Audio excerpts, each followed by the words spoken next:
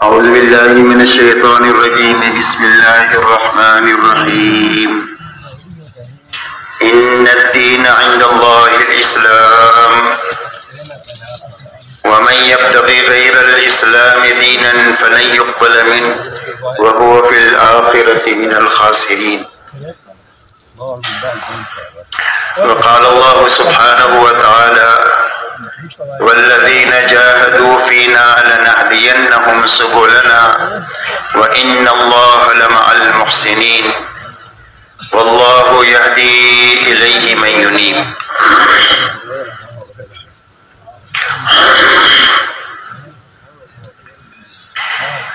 میرے محترم بزرگوں دوستو، بات کے شروع ہونے سے پہلے چند باتیں اچھی طرح ہم ذہن نشین کر لیں تاکہ ساری مجالس میں بیٹھنے کا پورا نفع ہمیں ملے۔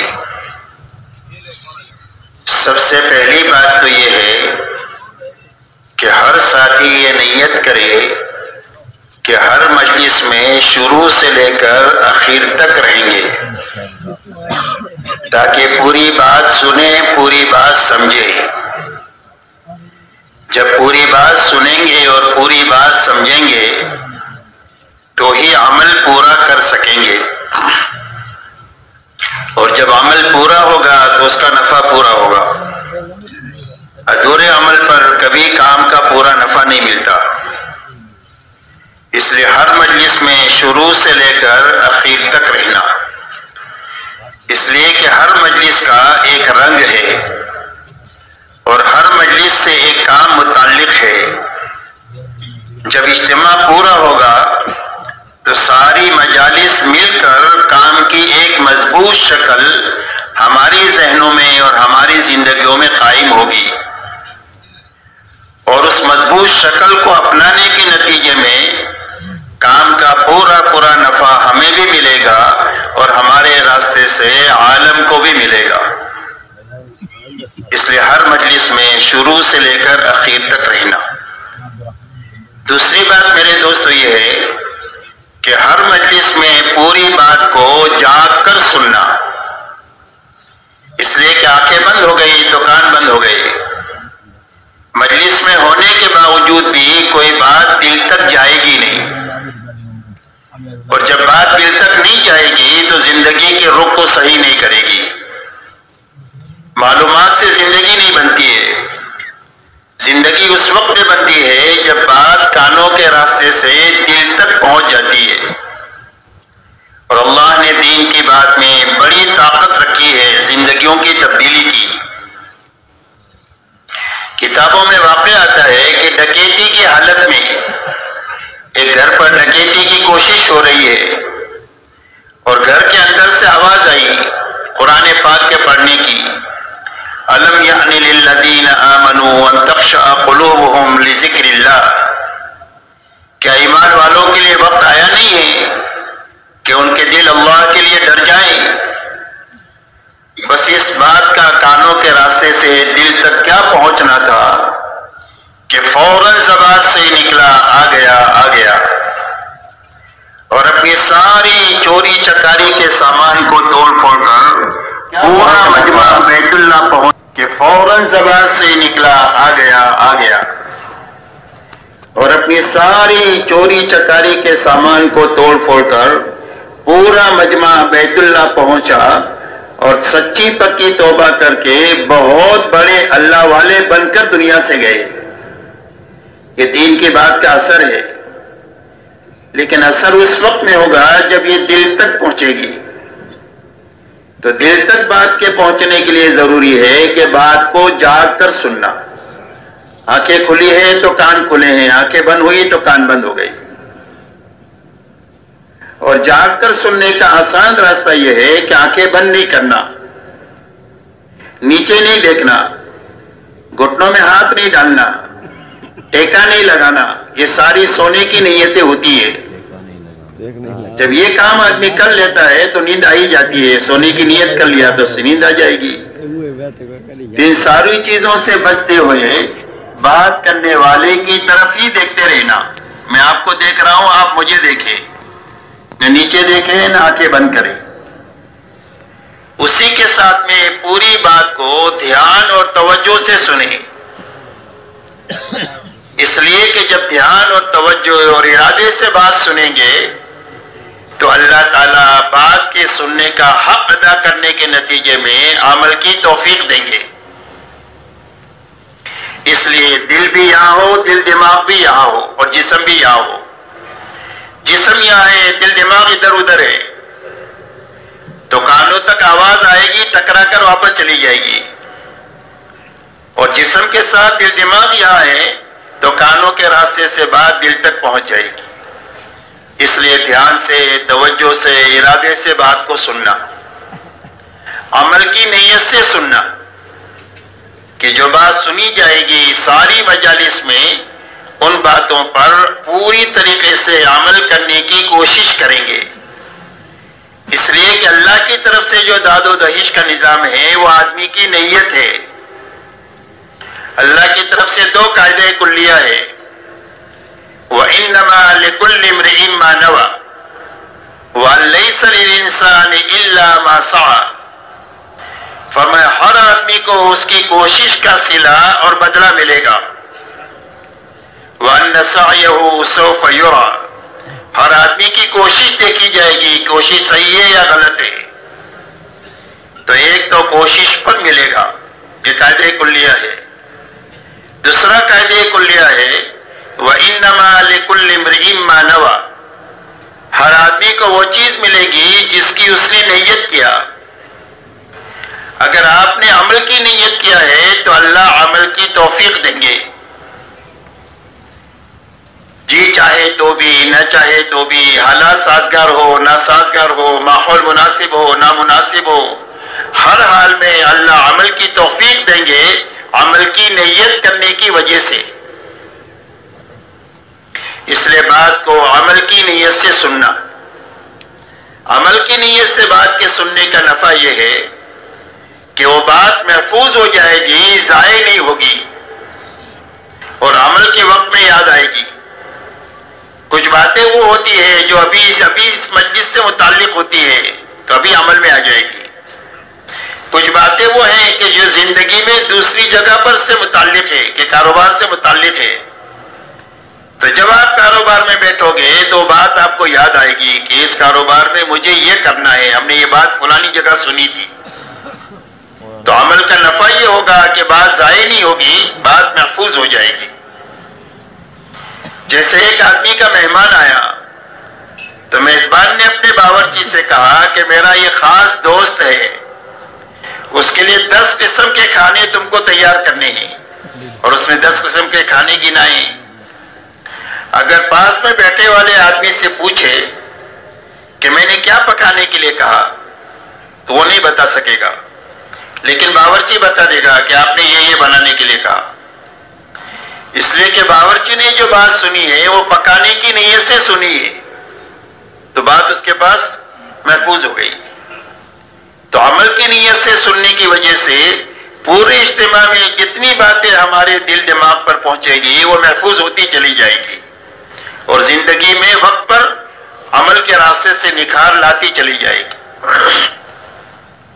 اسی کے ساتھ میں اچھی طرح سنتے ہوئے، اچھی طرح سمجھتے ہوئے اور اچھی طرح کرتے ہوئے اس بات کو پورے عالم میں اور ساری انسانیت تک لے جانے کی نیت سے سننا، کہ بات کو کہاں تک لے جانا ہے، کہ پورے عالم میں لے کر جانا ہے اور ساری انسانیت تک لے کر جانا ہے۔ تو عالم تو بہت بڑا ہے، کئی سو ملک ہیں، اور دنیا میں 800 کروڑ انسان ہیں، تو سارے انسانوں تک اور ساری دنیا تک جانا کیسے آسان ہوگا ہر آدمی کے لیے؟ تو وہاں تک جانے کا کیا راستہ ہے؟ کہ پورے عالم اور ساری انسانیت تک جانے کا راستہ یہ ہے کہ جہاں تک اور جتنوں تک جا سکتے ہیں اپنی زندگی میں جانا، اور جہاں تک نہیں جا سکے اور جتنوں تک نہیں پہنچ سکے وہاں تک بات کو پہنچانے کے لیے بہترین کام کرنے والے آدمی اپنی زندگی میں تیار کرنا۔ یہ محنت کا صحیح رخ ہے، کرنا اور کرنے والے آدمی بنانا۔ کہ وہی بات یاد رہے گی؟ دیکھو آپ حضرات نے مجھے مشورے سے اوپر بٹھایا ہے تو مجھے نظر آتا ہے کہ کون جاگ رہا ہے کون سو رہا ہے. اس کے لیے آپ لوگ آنکھیں بند نہیں کرنا، جاگ کر سننا، میری طرف دیکھتے رہنا. تو پورے عالم میں اور ساری انسانیت تک پہنچانے کا راستہ یہ ہے کہ جہاں تک جا سکتے ہیں اور جتنوں تک جا سکتے ہیں خود جانا، اور جہاں تک نہیں جا سکے اور جتنوں تک نہیں جا سکے وہاں تک بات کو پہنچانے کے لیے اپنی زندگی میں کام کرنے والا بہترین عملہ بنا کر کے مرنا. یہ آدمی بنانے کا کام ہے اور عملہ بنانے کا کام ہے. اور حضور صلی اللہ علیہ وسلم کی محنت کا یہی رخ ہے. اللہ تعالیٰ نے حضور صلی اللہ علیہ وسلم کو بہت بڑا کام لے کر کے دنیا میں بھیجا تھا. آپ کی محنت کا میدان پورا عالم تھا، ساری انسانیت تھی اور قیامت تک کا زمانہ تھا. یہ آپ کی محنت کا میدان ہے کہ آپ کو اتنا کام بڑا کام کرنا ہے. اور اس کے لیے کام کا زمانہ آپ کو جو دیا گیا وہ صرف 23 سال کا دیا گیا کہ اتنے بڑے کام پر قابو کتنے وقت میں پانا ہے؟ کہ بھائی کتنے وقت میں پانا ہے؟ بولتے رہو. 23 سال میں، صرف 23 سال کا زمانہ دیا گیا کہ اتنے عرصے میں اتنا بڑا کام کرنا ہے. تو اس کے لیے آپ نے محنت کا کیا رخ لیا؟ آپ نے محنت کا یہ رخ لیا کہ آپ اپنی 23 سالہ نبوت کے بعد کی زندگی میں جہاں تک جا سکتے تھے وہاں تک جانے میں انتھک محنت آپ نے کیا. اور حضرت خدیجہ سے فرمایا لا راحت بعد اليوم، کہ خدیجہ راحت کے دن ختم ہو گئے، اب آرام ختم ہو گیا، اب کام ہی کام ہے. اور اپنی 23 سالہ زندگی میں آپ کا لمبے میں لمبا سفر جو ہے وہ تبوک تک کا ہے. اور آپ کی محنت کا میدان پورا عالم ہے. تو آپ نے حجاز میں کام کیا اور تبوک تک کام کیا. تو پورے عالم کے کام پر قابو پانے کے لیے آپ نے 23 سالہ دور نبوت میں اپنا سوالات صحابہ کا بہترین عملہ تیار فرمایا. یہ محنت کا صحیح رخ ہے، کرنا اور کرنے والے آدمی بنانا. جو صحابہ آپ کی زندگی کا آئینہ تھے، صحابہ کون ہیں؟ فرمایا صحابہ کا تعارف 2 جملوں میں ہوتا ہے، فرسان بالنہار و رہبان باللیل، بسام بالنہار و بکام باللیل. فرمایا صحابہ کون ہیں؟ فرمایا دن کے شہ سوارے اور راتوں کے یا عبادت گزارے. دن کو گھوڑے کی پشت پر بیٹھ کر پوری دنیا میں پھر رہے ہیں لوگوں کو اللہ کی پہچان کرانے کے لیے کہ اللہ کون ہے اور کیسے ہیں. اور راتوں کے یا عبادت گزارے. کانوا قلیلا من اللیل ما یہجعون وبالاسحار هم یستغفرون. فرمائے راتوں کو یہ بہت کم سوتے ہیں اور آخر راتوں میں کر کے مٹ کے کھپ کے اللہ کے سامنے استغفار کرتے ہیں کہ اللہ کرنے کا جو کام تھا اس کا حق تو ادا نہیں ہوا. دن میں حشاش بشاش اللہ کے دین کا کام کرنے والے ہیں اور راتوں کو اللہ کے سامنے بہت زیادہ رونے والے ہیں. یہ صحابہ کی شان ہے. حضور صلی اللہ علیہ وسلم کی زندگی کے یہ 2 بڑے رخ ہیں. آپ کا دین دعوت اور تعلیم کے لیے اللہ نے آپ کو داعی اور معلم بنا کر کے بھیجا تھا. تو آپ کے دین کا اکثر وقت جو ہے وہ دعوت پر، تعلیم پر، امت کی دیکھ بھال پر خرچ ہوتا تھا. اور آپ کی رات کا بڑا حصہ اللہ کے سامنے عبادت میں، کھڑا ہونے میں، رونے میں اور قرآن پاک کے پڑھنے میں خرچ ہوتا تھا. یہاں تک کہ رات کو آپ اتنا کھڑے ہوتے تھے کہ آپ کے پیروں پر ورم آ جاتا تھا. یہ آپ کا دن ہے، یہ آپ کی رات ہے. اور یہی دونوں چیزیں آپ کے مجمع میں منتقل ہوئی. اس لیے میرے دوستو کام کا صحیح رخ یہ ہے کہ کام کو اچھی طرح سننا، اچھی طرح سمجھنا، اچھی طرح کرنا اور اچھی طرح کرتے ہوئے کام کرنے والے بہترین آدمی اور عملہ بنا کر کے مرنا اور جینا. کہ یہ بات سمجھ میں آ رہی ہے؟ ان چیزوں کو سامنے رکھ کر ساری مجالس میں ہم کو بیٹھنا ہے. تاکہ جب اجتماع و اجتماع ختم ہو تو ان بنیادوں کو اپنی زندگی کا مقصد بنا کر اور اس کی کرنے کے پکے ارادے اور عزائم کے ساتھ ہم اپنے اپنے رخوں پر روانہ ہو کہ بھئی پورا مجمع اس کے لیے تیار ہے. اللہ تعالیٰ قبول فرمائے.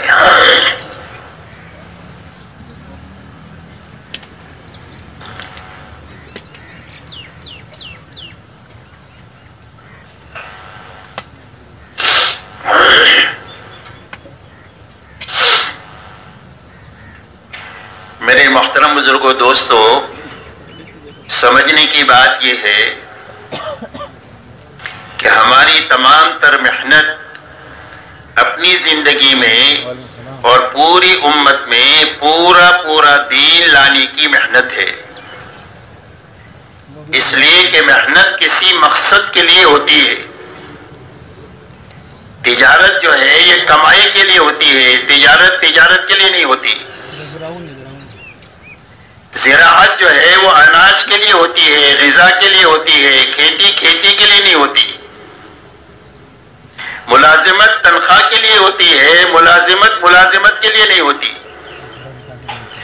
ایسا ہی ہماری محنت میں جتنے رخ ہے، چاہے اجتماع کا رخ ہو، چاہے باہر کی محنت کا رخ ہو، چاہے مقامی محنت کا رخ ہو، چاہے انفرادی اعمال ہو، چاہے ہمارے اجتماعی اعمال ہو، ہماری محنت کے یہ سارے رخ اپنی زندگی میں اور پوری امت میں پورا دین لانے کے لیے ہے.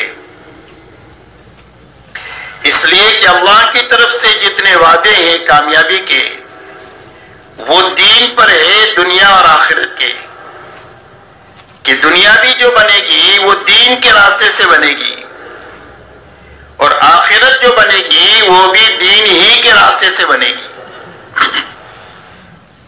دنیا جو اجڑے گی وہ بے دینی کے راستے سے اجڑے گی، اور آخرت جو اجڑے گی وہ بھی بے دینی ہی کے راستے سے اجڑے گی. آخرت کے بننے کا راستہ اور دنیا کے بننے کا راستہ دین ہے، اور دنیا اور آخرت کے اجڑنے کا راستہ بے دینی ہے. یہ پکی ٹکی باتیں ہیں، اس کے خلاف کوئی بات ہو نہیں سکتی. اس لیے ہماری تمام تر محنت اپنی زندگی میں ایک تو پورا دین لانے کی محنت ہے کہ زندگی میں دین ہو اور پورا ہو، اور ہماری زندگیوں میں اپنے دین میں حقیقت لانے کی محنت ہے. اس لیے کہ عمل ہے، اس کی شکل ہے، اس میں حقیقت نہیں ہے. تو اللہ کا وعدہ شکل کے ساتھ پورا نہیں ہوگا، اللہ کا وعدہ حقیقت کے ساتھ پورا ہوگا. فرمائے نماز 2 رکعت اچھی پڑھی تو 7 آسمان کے اوپر سے مدد اتروا دے گی، اور سینکڑوں رکعتیں پڑھی لیکن ایسی پڑھی کہ پرانے کپڑے میں لپیٹ کر اس کے منہ پر مار دی گئی تو اس پر اس کی روٹی کا مسئلہ بھی حل نہیں ہوگا. روزہ رکھا تو یہ ڈھال ہے اور اس کا بدلہ اللہ ہے. روزہ ایسا رکھا کہ فرمایا اس کو بھوک اور پیاس کے سوا کچھ بھی نہیں ملے گا، صرف بھوکا رہا اور کچھ بھی نہیں ملا اس میں. یہ اس کی شکل ہے، اس کی حقیقت ہے. ایسے ہی ہماری دین کے ہر عمل میں عمل پورا بھی ہو اور اس میں حقیقت ہو، اس کی محنت دعوت اور تبلیغ کے راستے سے ہو رہی ہے. اس لیے کہ دنیا اور آخرت کے جتنے وعدے ہیں وہ اللہ کی طرف سے دین کے اوپر ہے. اسی لیے فرمایا من عمل صالحا من ذکر او انثى وهو مؤمن فلنحيينه حياة طيبة وَلَنَجْزِيَنَّهُمْ أَجْرَهُمْ بِأَحْسَنِ مَا كَانُوا يَعْمَلُونَ. اللہ جل شانہ فرماتے ہیں جو بھی ایک عمل کرے، چاہے مرد ہو یا عورت ہو، ایمان کی حالت میں اور یقین کے ساتھ، تو اس کا پہلا نفع یہ ہوگا کہ اللہ اس کو پاکیزہ زندگی عطا فرمائیں گے. پاکیزہ زندگی کا تعلق دنیا سے ہے کہ دین کے کمال کی وجہ سے اور حقیقت کی وجہ سے ایمان کے ساتھ کرنے کے نتیجے میں اس کا پہلا نفع یہ ہوگا کہ اللہ دنیا کی زندگی کو پاکیزہ زندگی بنا دیں گے. تو پاکیزہ زندگی کس کو کہتے ہیں؟ پاکیزہ زندگی اس کو کہتے ہیں کہ اللہ تعالیٰ جس حال میں بھی ہو دلوں میں اطمینان، چین اور سکون عطا فرمائے. جھوپڑے میں ہے لیکن دل میں سکون ہے، رات کو بھوکا سویا ہے لیکن بادشاہوں کس سے زیادہ دلوں میں سکون ہے. تو یہ سکون اللہ عطا فرمائیں گے، وہ دین کے راستے سے عطا فرمائیں گے. آپس میں محبتیں عطا فرمائیں گے، گھر میں، برادری میں، خاندانوں میں، شہر میں، ملک میں، عالم میں. فرمایا حیات طیبہ کا اثر یہ ہوگا کہ جھگڑے ختم ہو جائیں گے، محبتیں قائم ہو جائیں گی. مقدر کی تھوڑی زیادہ روزی جو ہے وہ اللہ حلال اور برکت والی آسانی کے ساتھ دیں گے. حلال بھی دیں گے، برکت والی بھی دیں گے اور آسانی کے ساتھ دیں گے. یہ حیات طیبہ کا اثر ہوگا. دنیا حالات کا گھر ہے، دنیا حالات کا گھر ہے.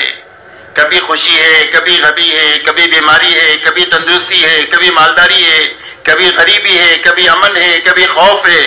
تو دنیا حالات کا گھر ہے. تو جب کبھی بھی کوئی حال آئے گا تو اس حال سے نکلنے کے لیے اللہ دعاؤں میں قبولیت کا مقام عطا فرما دیں گے. کہ حال کیسے حل ہو جائے گا؟ فرمایا دعا کے راستے سے حال حل ہو جائے گا. حال سے اللہ نکال دیں گے، وہ دعا کی قبولیت عطا فرمائیں گے. اور اللہ تعالیٰ اس حیات طیبہ میں ایسی صاف ستھری اور پاکیزہ زندگی عطا فرمائیں گے کہ ہر آدمی کو دیکھ کر رشک ہو کہ یہ زندگی تو مجھے ملنی چاہیے. ایسی حیات طیبہ فرمایا ایمان اور عمل پر اللہ دیں گے، ایمان کے ساتھ. دوسرا وعدہ آخرت کا فرمایا. فرمائیں کہ ایک بہترین بدلہ جو دیں گے وہ آخرت میں دیں گے. اس لیے کہ دین کے دو نفع ہیں، ایک برکت ہے، ایک بدلہ ہے. تو برکت دنیا میں ملے گی اور بدلہ آخرت میں ملے گا. اس لیے کہ دنیا بدلے کی متحمل نہیں ہے. دین کا بدلہ بہت بڑا ہے اور بڑا بدلہ دینے کے لیے اللہ نے آخرت بنائی ہے. تو اس لیے آخرت میں اللہ تعالیٰ بدلہ دیں گے، جنت کی شکل میں، اپنی رضا کی شکل میں. ایک تو جنت دیں گے اور جنت میں اللہ اپنی رضا دے دیں گے، جہاں پر آدمی کی ہر خواہش پوری ہوگی اور آدمی کی ہر مانگ پوری ہوگی.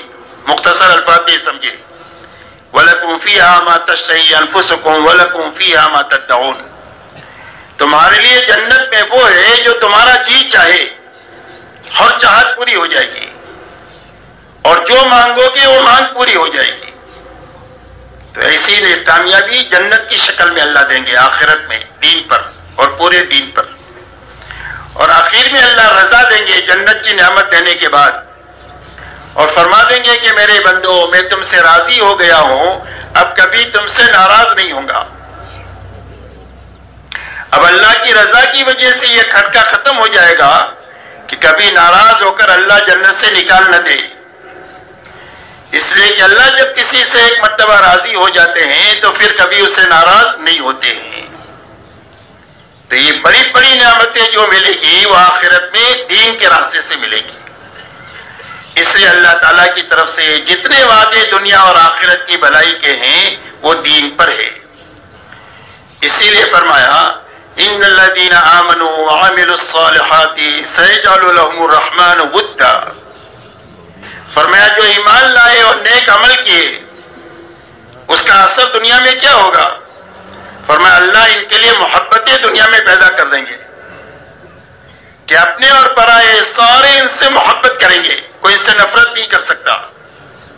یہ محبت کا اثر ہے ایمان اور عمل کا. یہ وعدہ اللہ کی طرف سے کہ دنیا میں اللہ ان کی محبتیں لوگوں کے دلوں میں پیدا فرما دیں گے. اللہ تعالیٰ نے فرمایا وَلِلَّهِ الْعِزَّةُ وَلِرَسُولِهِ وَلِلْمُؤْمِنِينَ وَلَكِنَّ الْمُنَافِقِينَ لَا يَعْلَمُونَ. فرمایا عزت اللہ کے خزانے میں ہے، نبی کے راستے سے آتی ہے اور ایمان والوں کے لیے آتی ہے. دنیا میں عزت کا حق ایمان والوں کے لیے ہے.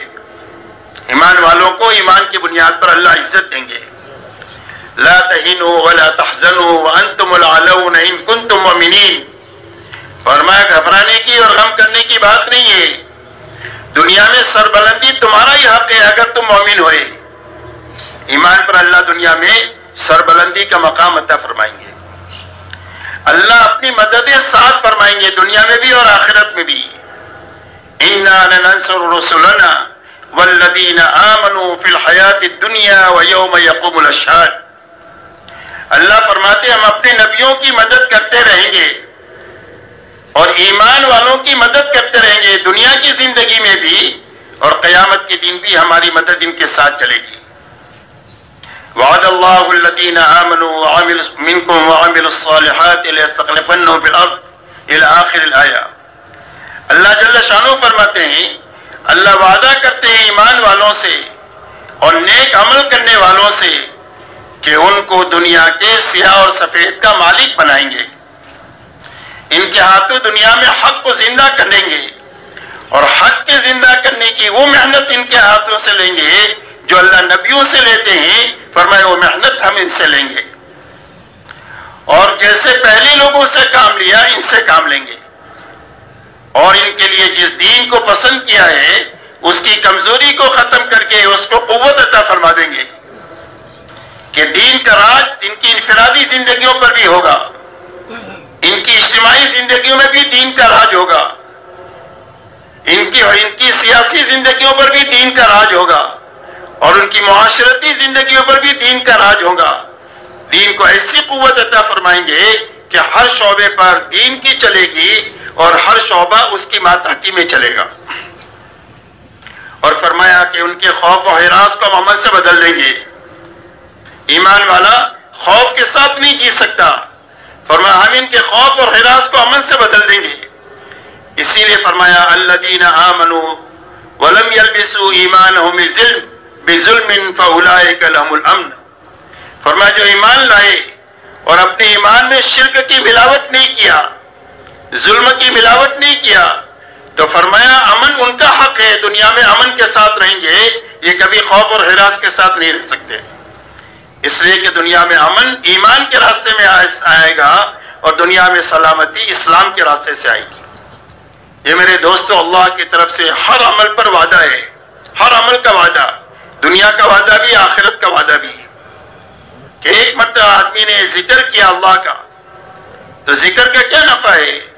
فرمایا ذکر کا نفع یہ ہے کہ جب ذکر صحیح شکل سے ہوگا تو اللہ دلوں میں اطمینان عطا فرمائیں گے, دنیا کا نفع ہے. اور آخرت کا نفع یہ ہے کہ ایک ایک سبحان اللہ پر اس کے لیے جنت میں ایک پودا لگائیں گے اور وہ پودا اتنا بڑا ہوگا کہ جب یہ جنت میں جائے گا تو اس پودے کی اس درخت کے نیچے ایک تیز رفتار گھوڑا 100 سال تک دوڑتا رہے تو سایہ ختم ہو کر کے نہ دے گا. یہ ایک سبحان اللہ کا نفع ہوگا آخرت میں.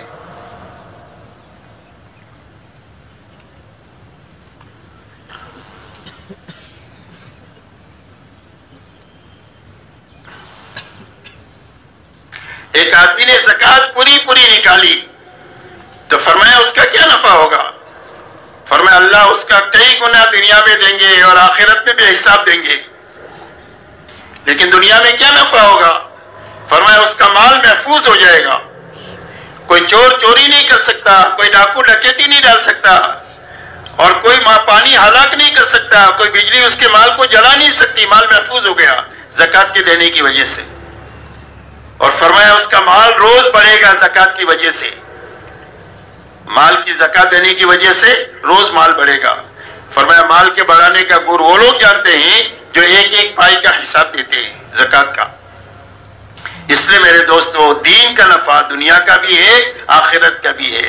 شرط یہ ہے کہ دین پورا ہو, اپنے حقیقت کے ساتھ ہو.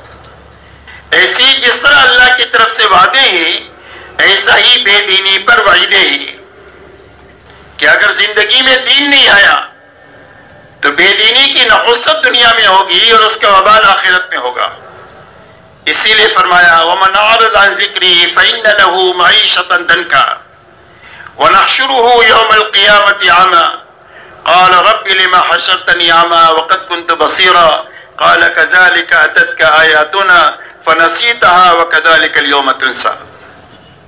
اللہ جل شانہ فرماتے ہیں جو ہماری ذکر سے اور ہماری اطاعت سے اور ہماری فرما برداری سے منہ موڑے اور اپنی من مانی اور بنچاہی زندگی گزارے، اللہ فرماتے ہیں ہم اس کی زندگی کو تنگ کر دیں گے۔ یہ اس کی نحوست ہے دنیا میں بے دینی کی، کہ وسائل خوب ہوں گے اور راحتوں کے اسباب بہت ہوں گے، لیکن پریشانیاں اتنی ہوگی کہ آدمی جینے کے بجائے مرنے کو پسند کرے گا۔ آپ دیکھ لو دنیا میں خودکشی جو لوگ کرتے ہیں، اکثر بھوکے لوگ نہیں کرتے ہیں، وہ لوگ کرتے ہیں جن کے پاس بہت وسائل ہیں، کھانے پینے کے، رہنے سہنے کے، سواریوں کے، سارے عیش و آرام کے وسائل ہیں، لیکن اللہ نے زندگی کو تنگ کر دیا بے دینی کی نحوست کی وجہ سے اور اللہ کے ساتھ سرکشی کی نحوست کی وجہ سے، جس کی وجہ سے جینے کے بجائے مرنے کو پسند کرتا ہے، حالانکہ اس کو معلوم نہیں ہے کہ اس موت کے بعد جو مصائب شروع ہونے والے ہیں وہ اتنے بڑے مصائب ہیں گے کہ دنیا کے مصائب اس کے سامنے ایک ذرے کی حیثیت نہیں رکھتے، لیکن آدمی حل سمجھتا ہے مرنے میں، حالانکہ مصائب کا وہ سمندر شروع ہوگا کہ آدمی روئے گا روئے گا، آنسو ختم ہو جائیں گے تو خون روئے گا، خون ختم ہو جائے گا، اس کے بعد پیپ روئے گا، اور اس کے بعد اتنا روئے گا کہ اس کے آنسوؤں میں کشتیاں چلے گی، لیکن اللہ کو کوئی ترس اور پیار نہیں آئے گا۔ اتنی بڑی تباہی کے ساتھ میں اس کی آخرت اجڑے گی جو اللہ کے دین سے اعراض کر کے زندگی گزارے گا، دنیا تنگ ہو جائے گی اور قیامت کے دن اللہ اس کو اندھا اٹھائیں گے۔ وہ کہے گا اللہ میں تو بینا تھا دنیا میں، مجھے اندھا کیوں اٹھایا؟ اللہ فرمائیں گے کہ ہماری آیتیں اور نشانیاں تمہارے پاس آئی، تم نے اس کو بھلا دیا، آج کے دن تم کو بھلا دیا جائے گا، کوئی سنوائی نہیں ہوگی۔ اللہ کو پکارے گا، اللہ کی طرف سے جواب ملے گا اخسؤوا فیہا ولا تکلمون، ذلت کے ساتھ پڑے رہو، ہم سے بات مت کرو۔ اس لیے میرے محترم بزرگوں دوستو، بنیادی بات یہ سمجھنے کی ہے کہ ہماری تمام تر محنت اپنی زندگیوں میں اور پوری امت کی زندگی میں پورا دین اپنی حقیقت کے ساتھ لانے کی محنت ہے، اس لیے کہ دین پورا ہوگا تو اللہ کی تائید اور مدد ساتھ ہوگی، اور جب دین ادھورا ہوگا تو دنیا میں نقد مصیبتیں آئیں گی۔ اسی لیے فرمایا ظہر الفساد فی البر والبحر بما کسبت ایدی الناس لیذیقہم بعض الذی عملوا لعلہم یرجعون۔ فرمایا خشکی اور تری میں ناگواری کے حالات پیدا ہو گئے آدمیوں کے غلط کاموں کی وجہ سے، تاکہ اللہ ان کے بعض غلطیوں کا مزہ چکھاوے، اور اللہ کی طرف سے حالات بھی آتے ہیں بطور رحمت آتے ہیں تاکہ ان حالات سے متاثر ہو کر آدمی اللہ کی طرف رجوع کرے۔ فرمایا ما اصابکم من مصیبت فبما کسبت ایدیکم ویعفو عن کثیر۔ فرمایا جو مصیبت بھی تمہارے پاس آ رہی ہے تمہارے غلط کاموں کی وجہ سے آ رہی ہے، اور بہت ساری غلطیاں تو وہ ہے جو اللہ تعالیٰ معاف فرما دیتے ہیں۔ فرمایا وَلَنُذِيقَنَّهُم مِّنَ الْعَذَابِ الْأَدْنَىٰ دُونَ الْعَذَابِ الْأَكْبَرِ لَعَلَّهُمْ يَرْجِعُونَ۔ فرمایا بڑے عذاب سے پہلے جو موت سے شروع ہوگا، دنیا میں چھوٹے چھوٹے عذابات اور حالات ہم انسانوں پر بھیجتے ہیں تاکہ یہ اللہ کی طرف رجوع کرے، اس لیے مدد آئے گی پورے دین پر اور حالات آئیں گے ادھورے دین پر۔ اس لیے محنت اس بات کی ہے کہ ہماری زندگی میں پورا دین اپنی حقیقت کے ساتھ میں آئے۔ ادھورا دین کیا ہے اور پورا دین کیا ہے؟ میرے دوستو، اللہ کی طرف سے دو لائن کے احکامات ہیں، ایک کرنے کے لائن کے احکامات ہیں اور ایک بچنے کے لائن کے احکامات ہیں۔ جتنے کرنے کے لائن کے احکامات ہیں ان سارے کاموں کو کرنا، اور جتنے بچنے کے لائن کے احکامات ہیں ان ساری چیزوں سے بچنا، یہ پورا دین ہے۔ کرنے کے کچھ کام کیے کچھ نہیں کیے، بچنے کی کچھ چیزوں سے بچے کچھ چیزوں سے نہیں بچے، تو یہ ادھورا دین ہے۔ اس لیے اللہ کی طرف سے یہ حکم ہے یا ایھا الذین آمنوا ادخلوا فی السلم کافہ ولا تتبعوا خطوات الشیطان انہ لکم عدو مبین۔ اللہ جل شانہ ایمان والے مردوں اور عورتوں سے مخاطب ہے اور یہ ارشاد فرماتے ہیں کہ اے ایمان والو، اسلام میں اور دین میں پورے داخل ہو جاؤ، اور شیطان کے نقش قدم پر مت چلو، یہ شیطان تمہارا کھلا ہوا دشمن ہے۔ اس آیت کریمہ کے شان نزول کے بارے میں مفسرین نے یہ لکھا ہے کہ یہ آیت اتری ہے حضرت عبداللہ ابن سلام رضی اللہ تعالیٰ عنہ کے بارے میں، جو اسلام سے پہلے ایک آسمانی مذہب کے ماننے والے تھے، اور وہ اسلام سے پہلے سچا مذہب تھا۔ اسلام کے آنے کے بعد میں اللہ نے سارے مذاہب کو ختم فرما کر کے ایک ہی مذہب ساری انسانیت کے لیے طے فرمایا، اور قرآن میں اعلان فرمایا ان الدین عند اللہ الاسلام۔ فرمایا اب ساری انسانیت کے لیے زندگی گزارنے کا جو پاکیزہ طریقہ اللہ کے یہاں پسندیدہ ہے وہ صرف دین اسلام ہے۔ دوسری کا فرمایا وَمَن يَبْتَغِي غَيْرَ الْإِسْلَامِ دِينًا فَلَن يُقْبَلَ مِنْهُ وَهُوَ فِي الْآخِرَةِ مِنَ الْخَاسِرِينَ۔ فرمایا اسلام کے علاوہ کسی اور راستے پر چل کر جو کوئی بھی آئے گا اللہ کے یہاں ہرگز وہ قبول نہیں ہوگا، اور اس کی آخرت ہمیشہ ہمیشہ کے لیے اجڑ جائے گی، ایسی اجڑے گی کہ اس کے بعد کبھی بھی آبادی نہیں ہوگی۔ اس لیے اب ساری انسانیت کے لیے ایک ہی مذہب طے ہوا، وہ دین اسلام ہے۔ اللہ فرماتے ہیں کہ دین میں پورے داخل ہو جاؤ۔ تو یہ عبداللہ ابن سلام رضی اللہ تعالیٰ عنہ بہت بڑے عالم تھے اس مذہب کے۔ اس مذہب کے اندر میں اونٹ کا گوشت کھانا منع تھا۔ اسلام میں حلال ہے، فرض واجب نہیں ہے کہ آپ کو کھانا ہی پڑے گا، بلکہ حلال ہے، آپ کھائے تو ٹھیک ہے، نہ کھائے تو کوئی حرج نہیں۔ بہت ساری چیزیں ہیں زندگی بھر آپ نہ کھائیں تو کوئی آپ سے مطالبہ نہیں ہے۔ ان کے دل میں یہ بات آئی کہ اگر میں اونٹ کا گوشت نہ کھاؤں تو میرا اسلام پر بھی عمل ہو جائے گا، اور پہلا جو سچا مذہب تھا اس پر بھی عمل ہو جائے گا۔ ایسے اچھے جذبے سے ایک مباح چیز کو چھوڑا، فرض واجب کو نہیں چھوڑا، کوئی گناہ کا کام نہیں کیا، ایک مباح چیز چھوڑی، اور اتنے اچھے جذبے سے چھوڑی۔ اللہ جل شانہ ارشاد فرماتے ہیں کہ اے ایمان والو اسلام میں پورے داخل ہو جاؤ، اور شیطان کے نقش قدم پر مت چلو، اس لیے کہ شیطان تمہارا کھلا ہوا دشمن ہے۔ اس لیے کہ ہم نے تمہارے لیے پورا دین اتار دیا ہے۔ الیوم اکملت لکم دینکم واتممت علیکم نعمتی ورضیت لکم الاسلام دینا، کہ ہم نے تمہارے لیے دین اسلام کو پورا اتار دیا ہے۔ تمہیں جوتا پہننے کا طریقہ بھی بتا دیا ہے، شادی کرنے کا طریقہ بھی بتا دیا ہے، عبادت کرنے کا طریقہ بھی بتا دیا ہے، اور حکومت کرنے کا طریقہ بھی بتا دیا ہے۔ پیدائش سے لے کر موت تک جو آدمی حرکت اور سکون کرتا ہے اس میں اللہ کی طرف سے پوری رہبری ہے کہ اس کام کو کیسے کرنا ہے اور کب کرنا ہے اور کیسے کرنا ہے۔ تو فرمایا ہم نے پورا دین تمہارے لیے اتار دیا۔ وَأَتْمَمْتُ عَلَيْكُمْ نِعْمَتِي، اور دین اسلام کے ذریعے سے ہم نے پوری نعمتیں تمہارے پر اتار دیا ہے۔ وَرَضِيتُ لَكُمُ الْإِسْلَامَ دِينًا، اور اسلام تم کو پسند کر کے دیا ہے۔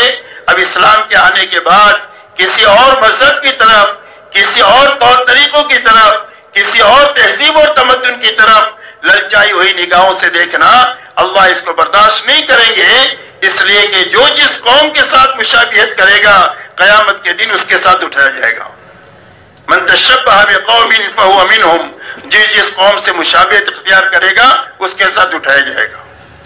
اس لیے دل سے، قلب سے، قالب سے زندگی کے ہر حرکت و سکون میں دین کو اپنی زندگی کا مقصد بنا کر کے جینا، یہ دین کا تقاضا ہر ایمان والوں سے ہے۔ اس لیے میرے محترم بزرگوں دوستو، ہماری محنت کی بنیاد یہ ہے کہ ہماری زندگی میں پورا دین اپنی حقیقت کے ساتھ آتا چلا جائے۔ اس لیے ہر وقت میں محنت کرنے والے ہر فرد کو یہ دیکھتے رہنے کی ضرورت ہے کہ میں نے سال بھر تبلیغ کیا، میں نے 5 سال تبلیغ کیا، میں نے 10 سال سے تبلیغ میں ہوں، اس کے راستے سے میری زندگی میں دین آ رہا ہے، بڑھ رہا ہے یا نہیں بڑھ رہا ہے۔ اگر دین آ رہا ہے تو محنت اپنے صحیح رخ پر تیزی کے ساتھ جا رہی ہے، دین میں حقیقت پیدا ہو رہی ہے تو دین صحیح رخ کے ساتھ محنت چل رہی ہے۔ اور اگر دین نہیں بڑھ رہا ہے اور دین میں حقیقت کی کمی آتی جا رہی ہے تو یہ اپنے بارے میں فکر مند ہونے کی ضرورت ہے، اس لیے کہ دین پورا ہوگا تو اس کا نفع پورا ہوگا، ورنہ جس لائن کی کمی زندگی میں ہوگی اس لائن کا وبال آدمی کی زندگی میں اس لائن سے آئے گا۔ ایک آدمی کی زندگی میں ایمان میں شرک ملا ہوا ہے تو امن نہیں ہوگا، خوف ہوگا۔ اچھی طرح سمجھے، اللہ تعالی ہم سب کو سمجھا دے، ہمیں اور پوری امت کو سمجھنے کی باتیں اللہ ہمارے لیے آسان فرما دے، اس لیے کہ جس لائن سے کوئی وبال دنیا میں آئے گا، زندگی میں آئے گا، انفرادی اجتماعی زندگی میں، وہ وبال اس کمزوری کو دور کرنے ہی سے دور ہوگا۔ ایک آدمی کے ایمان میں کھوٹ ہے تو تہجد پڑھنے سے وہ وبال جو آیا ہے ایمان کی کھوٹ کی وجہ سے وہ دور نہیں ہوگا، تہجد سے، نفلی روزوں سے دور نہیں ہوگا، ایمان کی کھوٹ دور کرنے سے وہ وبال دور ہوگا۔ ایک آدمی کی عبادت میں کمزوری ہے، علم کے ساتھ نہیں ہے، جہالت کے ساتھ ہے، اللہ کے دھیان کے ساتھ نہیں ہے، غفلت کے ساتھ ہے، اس کی وجہ سے کوئی وبال زندگی میں آیا ہی تو یہ وبال جہالت کو ختم کرنے کے نتیجے میں اور غفلت کو ختم کرنے کے نتیجے میں وبال ختم ہوگا، اس کے علاوہ ختم نہیں ہو سکتا۔ ایک آدمی کی زندگی میں معاشرت کے لائن کی کمزوری ہے، ماں باپ کو ناراض کر کے رکھا ہوا ہے، اس کی وجہ سے وبال ہے زندگی میں، تو وبال ماں باپ کو راضی کے بغیر دور نہیں ہوگا، یاد رکھیں۔ کتنا بھی تبلیغ کریں گے تو وبال دور نہیں ہوگا جب تک ماں باپ کو راضی نہیں کریں گے۔ حضور صلی اللہ علیہ وسلم کے زمانے میں ایک صحابی نوجوان کے انتقال کا وقت ہوا، ان کو کلمے کی تلقین کی جا رہی ہے، زبان سے کلمہ نہیں نکل رہا۔ حضور صلی اللہ علیہ وسلم کو اطلاع دی گئی، آپ تشریف لائے، تحقیق حال کیا تو پتا چلا کہ ان کی ماں کو ناراضگی ہے، اور ناراضگی کی وجہ کیا ہے؟ فرمایا زبان میں تھوڑی سی تیزی ہے، جو تیزی ماں کے دل کو دکھا رہی ہے، تو اس کا اثر ہی ہو رہا ہے کہ موت کے وقت میں زبان سے کلمہ نہیں نکل رہا ہے۔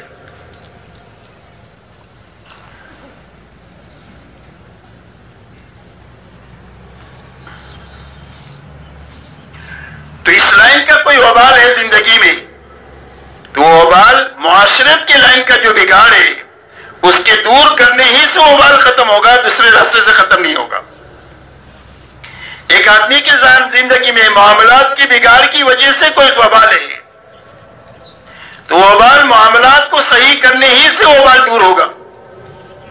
حضور صلی اللہ علیہ وسلم کے زمانے میں ایک غلام کی شہادت ہوئی، لوگوں نے بہت سراہنا شروع کیا، آپ نے فرمایا کہ اس کی طرف تو جہنم کی آگ لپک رہی ہے مال غنیمت میں ایک چادر کی خیانت کی وجہ سے، چادر میں خیانت کی جس کی وجہ سے جہنم کی آگ اس کی طرف لپک رہی ہے۔ اس لیے معاملات کی لائن کا بگاڑ ہے تو وہ بگاڑ معاملات کے لائن کو ٹھیک کرنے ہی سے وہ بات دور ہوگا۔ اخلاق کی لائن کا بگاڑ ہے جس کی وجہ سے زندگی میں کوئی وبال ہے اخلاق کی بگاڑ کی وجہ سے، تو وہ بگاڑ اور وبال اسی وقت دور ہوگا جب اخلاق کی پستی ختم ہو کر اخلاق میں مطلوبہ شکل پیدا ہوگی تو وہ بگاڑ ختم ہوگا۔ نیت میں خرابی ہے اور نیت کی خرابی کی وجہ سے کوئی وبال آیا ہے زندگیوں میں تو وبال اسی وقت میں دور ہوگا جب نیت صحیح ہوگی۔ تہجد پڑھنے سے وبال ختم نہیں ہوگا، یاد رکھیں، نیت صحیح کرنے کی وجہ سے وبال ختم ہوگا۔ اس لیے میرے دوستو یہ مطالبہ ہے کہ دین کو زندگیوں میں پورا لایا جائے، اور تبلیغ کی محنت میں ہر آدمی اس بات کو دیکھے کہ میری زندگی میں دین کتنا آ رہا ہے اور کیسا آ رہا ہے، اس لیے کہ آدمی کے خود اس کا دل بتائے گا کہ تو ترقی کے رخ پر ہے یا تنزلی کے رخ پر ہے۔ سب سے بڑا مفتی آدمی کا دل ہوتا ہے، سب سے بڑا مفتی آدمی کا دل۔ استفت قلبک، اپنے دل سے پوچھ تو دل بتا دے گا کہ تو ترقی کے رخ پر ہے یا تنزلی کے رخ پر ہے۔ اگر اس کا دل زندہ ہے تو اس کی رہبری کرے گا کہ بھی تیری زندگی میں یہ کمزوری ہے، اس کو دور کرنا چاہیے۔ اسی لیے فرمایا صاحب البیت ادری بما فیہ، گھر کے مالک کو پتا ہوتا ہے کہ گھر میں کیا ہے۔ ہر آدمی اپنی نگرانی خود کرے گا تو اس کی نگرانی خود ہو جائے گی، اور اپنی نگرانی خود نہیں کریں گے تو دوسرا کوئی ہماری نگرانی نہیں کر سکتا۔ ایک اللہ کا تعلق آدمی کو رذائل سے بچا سکتا ہے، اور ایک آدمی کی نگرانی آدمی کو سنبھال سکتی ہے۔ اس لیے میرے دوستو، اپنے آپ کو سنبھالتے ہوئے اس محنت میں چلانا ہے، اور ہر وقت میں دیکھنا ہے کہ میری زندگی کے ہر شعبے میں دین میں کمال آتا چلا جائے اور دین میں حقیقت پیدا ہوتی چلی جائے، اس لیے کہ اللہ کی تائید اور مدد کمال کے ساتھ میں اور حقیقت کے ساتھ ہوگی، ادھورے دین پر نہیں ہوگی اور کام کی شکل پر نہیں ہوگی، بلکہ کام کی حقیقت پر ہوگی اور عمل کی حقیقت پر ہوگی۔ اسی لیے مولانا الیاس صاحب رحمۃ اللہ علیہ فرمایا کرتے تھے کہ مجھے کام کرنے والوں پر اس بات کا خطرہ ہے کہ وہ کام نہ کر رہے ہوں اور اپنے بارے میں یہ گمان لے کر پھر رہے ہو کہ ہم تو بہت کام کر رہے ہیں۔ اور فرمایا میری نگاہ میں کام یہ ہے کہ جس آدمی کو اللہ نے اس محنت میں لگایا ہے، ہر وقت میں اس فکر، اس محنت اور دعا کے ساتھ میں جیے کہ میری زندگی میں یہ 6 صفات اپنے حقیقت کے ساتھ پیدا ہوتے چلے جائے تو یہ کام ہے۔ اگر پیدا ہو رہے ہیں تو کام ہے، اور پیدا نہیں ہو رہے ہیں تو کام کی شکل ہے، حقیقت سے کام بہت دور ہے۔ اس لیے اپنی زندگی میں 6 صفات کی زندگی میں آنا یہ کام ہے، اس لیے کہ پورا دین اپنی حقیقت کے ساتھ جو آئے گا وہ 6 صفات کے راستے سے آئے گا۔ یہ 6 صفات پورا دین نہیں ہے، لیکن کسی کی زندگی میں بھی پورا دین اپنی حقیقت کے ساتھ میں آ نہیں سکتا ہے 6 صفات کی رعایت کے بغیر۔ کسی آدمی کا کوئی عمل اللہ کے مقبول نہیں ہو سکتا ہے 6 صفات کی رعایت کے بغیر۔ امت اپنے تمام اختلافات کے باوجود، زبان کا اختلاف ہے، قومیت کا اختلاف ہے، وطنیت کا اختلاف ہے، رنگ و روپ کے اختلافات ہے، اور بہت سارے اختلافات ہیں، وہ سارے اختلافات ختم ہو کر کے امت ایک اور نیک نہیں بن سکتی ہے یہ 6 صفات کے بغیر۔ اس لیے میرے دوستو، ہمارے کام کی بنیاد یہ 6 صفات ہے کہ روزانہ سب سے پہلے ہمارا یقین بنے اللہ کی ذات پر، اللہ کی صفات پر۔ اللہ اپنی ذات پہ بھی بڑھے، اللہ اپنے صفات پہ بھی بڑھے، اللہ حفاظت کرنے والے بڑھے، اللہ پالنے والے بڑھے، اللہ مارنے والے بڑھے، اللہ زندگی دینے والے بڑھے، اللہ کی ہر صفت بڑی ہے اور اللہ محدود ہے۔ تو اللہ کی ذات اور صفات کا یقین، اور اللہ تعالیٰ نے محمد صلی اللہ علیہ وسلم کو اپنا پیغمبر بنا کر آپ کو بشارت اور علم اور انذار کا علم دے کر کے بھیجا ہے، یعنی وعدے اور وعید کا علم دے کر کے بھیجا ہے کہ کرنے کا یہ وعدہ ہے، سچ بولو گے تو نجات ملے گی، جھوٹ بولو گے تو ہلاک ہو جاؤ گے، زکات دو گے تو مال بڑھے گا، سود میں ہاتھ ڈالو گے تو مٹ جاؤ گے۔ یہ اللہ کی طرف سے وعدے ہیں اور وعید ہے۔ تو اللہ کی ذات اور صفات کا یقین آئے، اللہ کے وعدے اور وعید کا یقین آئے، یہ روز بڑھے، ہماری عبادت میں روز حقیقت پیدا ہو جائے، نماز ایسی اچھی بنے کہ جس نماز کے راستے سے ہماری 24 گھنٹے کی زندگی نکھر جائے۔ اللہ والے فرماتے ہیں کہ نماز کی مثال زندگی میں ایسی ہے جیسا کہ گھر میں روشن دان ہوتا ہے، گھر کا دھواں روشن دان سے باہر جائے گا، تازہ ہوا گھر میں جو آئے گی وہ روشن دان سے آئے گی۔ ایسا ہی رضائع زندگیوں سے جو نکلیں گے وہ نماز کے راستے سے نکلیں گے، اور خسائر زندگی میں جو آئیں گے وہ نماز کے راستے سے آئیں گے۔ اس لیے نماز کے بارے میں فرمایا ان الصلاۃ تنہی عن الفحشاء والمنکر، فرمایا نماز کی خاصیت یہ ہے کہ آدمی کو بے حیائی اور برائی کے کاموں سے روکتی رہتی ہے۔ جیسی نماز بنتی چلی جائے گی زندگیوں میں رذائل نکلتے جائیں گے اور خسائر زندگی میں آتے چلے جائیں گے۔ حضرت عمر رضی اللہ تعالیٰ عنہ کے زمانے میں ایک نوجوان کی آنکھ لگ گئی ایک دوشیزہ سے، خیر القرون کا زمانہ تھا، تو لڑکی نے جو جوان سے یوں کہا کہ آگے کی بات تو بعد میں کریں گے، پہلا کام یہ کرو کہ 40 دن امیر المومنین کے پیچھے تکبیر اولیٰ کے ساتھ نماز پڑھو۔ تو نوجوان نے 40 دن تکبیر اولیٰ کے ساتھ نماز پڑھنا شروع کیا۔ جب 40 دن پورے ہوئے تو اس کا اثر یہ ہوا کہ لڑکی کا دھیان ذہن میں سے نکل گیا، اللہ کی محبت دل میں پیدا ہو گئی، یہ نماز کا اثر ظاہر ہو گیا۔ نماز کے بارے میں فرمایا کہ نماز آدمی کو بے حیائی اور برائی کے سارے کاموں سے روکتی رہتی ہے۔ فرمایا زندگیوں میں نکھار جو آئے گا وہ نماز کے بنانے کے راستے سے آئے گا۔ تو روزانہ ہماری نماز میں ایک تو یقین پیدا ہو، روزانہ ہماری نماز میں شوق پیدا ہو اللہ کے سامنے کھڑے ہونے کا، ہماری نماز میں علم آئے مسائل کا اور سنتوں کا، ہماری نماز میں اللہ والا دھیان آئے، ہماری نماز میں اللہ کو راضی کرنے والی نیت آئے، یہ ہماری محنت کی بنیادیں ہیں۔ اس لیے میرے دوستو ہماری روز عبادت میں جان پیدا ہو، ہماری زندگی علم کی روشنی میں آئے، 24 گھنٹے میں ہم جو کام کر رہے ہیں اس کام میں یہ دیکھیں کہ اس کام کے کرنے کے لیے اللہ کا کیا حکم ہے اور اس کے کرنے کا نبی کا کیا طریقہ ہے، حکم بھی زندہ ہو جائے، طریقہ بھی زندہ ہو جائے۔ اس لیے علم کے معنی ہے تحقیق حال، کہ یہ کام ہے، اس کام کو کرنے کا اللہ نے کیا حکم دیا ہے اور اس کا کیا طریقہ بتایا ہے، اس کو معلوم کرنے کے نام علم ہے، اور اس کے کرنے کا نام عمل ہے، ذکر ہے۔ اس طریقے میں سے کر لیا تو ذکر ہو گیا۔ ایک آدمی راستہ چل رہا ہے اور آدمی نگاہ نیچے کر کے چل رہا ہے تو یہ ذاکر ہے، ایک آدمی کے ہاتھ میں تسبیح اور حرام دیکھ رہا ہے تو یہ غافل ہے۔ اس لیے ذکر کی حقیقت جو ہے وہ اطاعت ہے، ذکر کی حقیقت اطاعت ہے۔ کل مطیع ذاکر، ہر اطاعت کرنے والا آدمی اللہ کا ذاکر ہے۔ ایک آدمی دکان پر بیٹھا ہوا ہے اور اپنے نوکر سے کہا ہوا ہے کہ 1 کلو میں 900 گرام ہی دینا، اور ہاتھ میں تسبیح ہے تو یہ غافل ہے۔ پورا تول رہا ہے، پورا دے رہا ہے تو یہ ذاکر ہے۔ اس لیے ذکر جو ہے اس کی حقیقت اطاعت ہے، کہ جس کام کو جیسا اللہ نے کرنے کے لیے کہا ہے اور جس طریقے پر کرنے کے لیے کہا ہے اس کو کرنے کا نام طریقہ ہے، اس کا نام علم ہے، اور اس طریقے پر کرنے کا نام جو ہے وہ عمل ہے اور ذکر ہے۔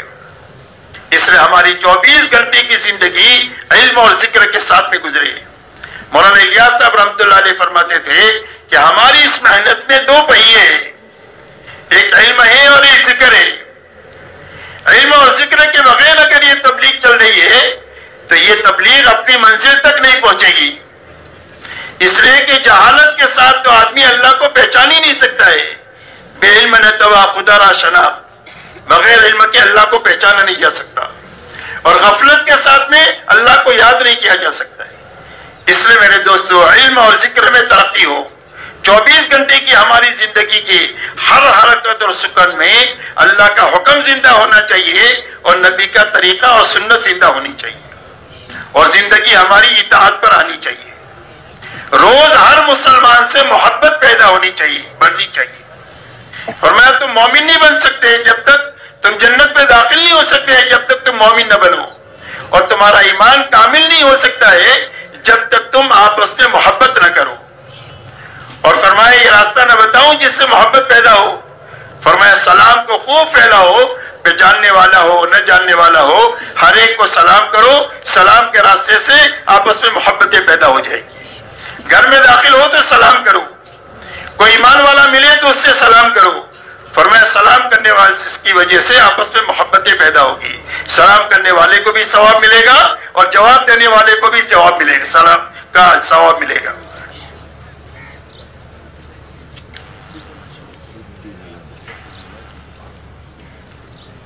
اس لیے ہر مسلمان سے محبت کرنا ہے، مسجد وار جماعت کے ساتھیوں سے محبت، حلقے کے ساتھیوں سے محبت، شہر کے کام کرنے والے ساتھیوں سے محبت، عالم کے ساتھیوں سے محبت۔ نفرت کی تو ہمارے کام میں کوئی گنجائش ہی نہیں ہے۔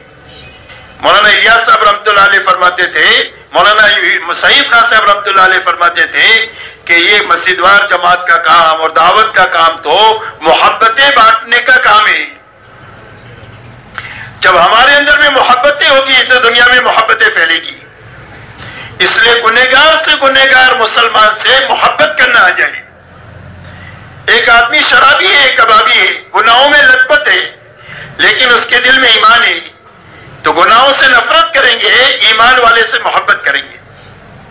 جیسے بیماری سے نفرت ہوتی ہے، بیمار سے محبت ہوتی ہے۔ ایسے گناہ سے نفرت، گنہگار سے محبت. تو ہر گنہگار سے، گنہگار محبت سے، ایمان والے سے محبت کرنا آ جائے، اس لیے کہ محبت کے راستے سے ہمارے ایمان میں کمال پیدا ہوگا. فرمایا لا یؤمن احدکم حتی یحب لاخیہ ما یحب لنفسہ. فرمایا تم میں کا کوئی بھی آدمی کامل مومن نہیں ہو سکتا ہے جب تک اپنے بھائی کے لیے وہ چیز نہ پسند کرے جو اپنے لیے پسند کرتا ہے. اور ایمان والوں کے بارے میں اللہ کا فیصلہ ہے انما المؤمنون اخوہ، سارے ایمان والے آپس میں بھائی بھائی ہیں. ایمان سے بڑا کوئی رشتہ نہیں ہے، ایمان سب سے بڑا رشتہ ہے. اسی لیے غزوہ بدر میں جب قیدی پکڑ کر کے آئے ہیں دوسری طرف کے، حضور صلی اللہ علیہ وسلم نے مشورہ کیا کہ ان قیدیوں کے ساتھ کیا کرنا چاہیے. تو حضرت صدیق اکبر رضی اللہ تعالیٰ عنہ نے رائے دیا کہ اللہ کے نبی ان سے فدیہ لے کر چھوڑ دینا چاہیے. حضرت عمر رضی اللہ تعالیٰ عنہ نے رائے دیا کہ اللہ کے نبی میری رائے ہے کہ ہر مسلمان کے ہاتھ میں اس کے کافر رشتہ دار کو دے دو. باپ مسلمان ہے، بیٹا بے ایمان ہے، باپ کے ہاتھ میں اس کے بیٹے کو دے دو، وہ اس کی گردن مار دے اور اللہ کے سامنے ہم ثابت کر دے کہ جو ایمان والا ہے وہ ہمارا ہے، جو ایمان والا نہیں ہے وہ ہمارا نہیں ہے. سب سے بڑا رشتہ جو ہے وہ ایمان کا رشتہ ہے. انما المؤمنون اخوہ، ہر ایمان والے سے محبت کرنا آ جائے، نفرتیں ختم ہو جائے، دشمنیاں ختم ہو جائے، تیری میری ختم ہو جائے، ہر ایک کو نبھانا آ جائے، ہر ایک سے محبت کرنا آ جائے، ہر ایک کے کام میں آنا آ جائے. مولانا سعید خان صاحب رحمۃ اللہ علیہ فرماتے تھے کہ جو ہر ایک سے جڑ جائے اور ہر ایک کو جوڑ لے، جو ہر ایک سے معافی مانگ لے اور ہر ایک کو معاف کر دے، وہ تبلیغ کے اندر میں صحیح طریقے سے موت تک چل سکتا ہے. اس لیے کہ غلطی تو آدمی سے ہی ہوگی، تو غلطی ہو جائے تو معاف کرنے کا حکم ہے، غلطی ہو گئی تو معافی مانگنے کا حکم ہے کہ معافی مانگ لے. بڑے باپ کا آدمی نہ بنے کہ میں کیوں معافی مانگوں، بلکہ معافی مانگ لے اور جس سے غلطی ہوئی وہ معاف کر دے. جب آپس میں ہم ایک دوسرے کو معاف کر دیں گے تو اللہ بھی ہم کو معاف کر دیں گے. اسی کے ساتھ میرے دوستو، روز ہمارے فکر بنے اپنے آخرت کے بنانے کا اور اللہ کو راضی کرنے کا. روز ہمارے اندر میں ترقی پیدا ہو کہ اللہ مجھ سے راضی کیسے ہو جائے، میری زندگی رضا کے ساتھ کیسی گزرے، یہ فکر ہم کو لاحق ہو جائے. موت اللہ کی رضا پر کیسے آئے، میری زندگی کا ہر عمل میری آخرت کو کیسے بنائے اور آخرت کو اجالنے سے کیسے بچائے، اس فکر کے ساتھ ہم کو جینا آ جائے. یہ ہماری محنت کی بنیادیں ہیں. اس لیے کہ مخلصین ہدایت کے چراغ ہے اور مخلصین کے ہاتھوں بڑے بڑے فتنوں کو اللہ تعالیٰ دفن کرتے ہیں اور مخلصین کے ہاتھوں اللہ دنیا میں ہدایت کو چلاتے ہیں، چاہے وہ تھوڑے ہوں چاہے یہ کمزور ہوں. ان کمزوروں اور تھوڑوں کے ہاتھوں اللہ دنیا میں ہدایت کو چلائیں گے. شرط یہ ہے کہ وہ اللہ چاہتے ہو اور آخرت چاہتے ہو. اسی کے ساتھ میرے دوستو، اس محنت کے راستے سے جان مال کے دھوکے سے ہم نکلے، جان مال کے دھوکے سے نکلے. ہم کو یہ بات لگ گئی ہے کہ جان میری ہے، مال میرا ہے، میں جہاں چاہے وہاں لگاؤں، جب چاہے وہاں لگاؤں اور جتنا چاہے وہاں لگاؤں. اس دھوکے سے ہم نکلے کہ جان مال میری نہیں ہے، اللہ نے جنت کے بدلے میں خرید لیا ہے اور اللہ تعالیٰ نے میرے ہاتھ میں امانتاً دیا ہے اور اس کے لگانے کا ایک مصرف بتلایا ہے. مجھے اس مصرف پر اپنی جان مال کو لگانا ہے اور اتنی لگانا ہے جتنا میری لگانے کا اللہ کی طرف سے حکم ہے. اس لیے کہ ہماری محنت کی یہ جو شکل اللہ والوں نے ایمان والوں کی کمزوری کو سامنے رکھ کر کے دیا ہے، یہ محنت کی ابتدائی شکل ہے.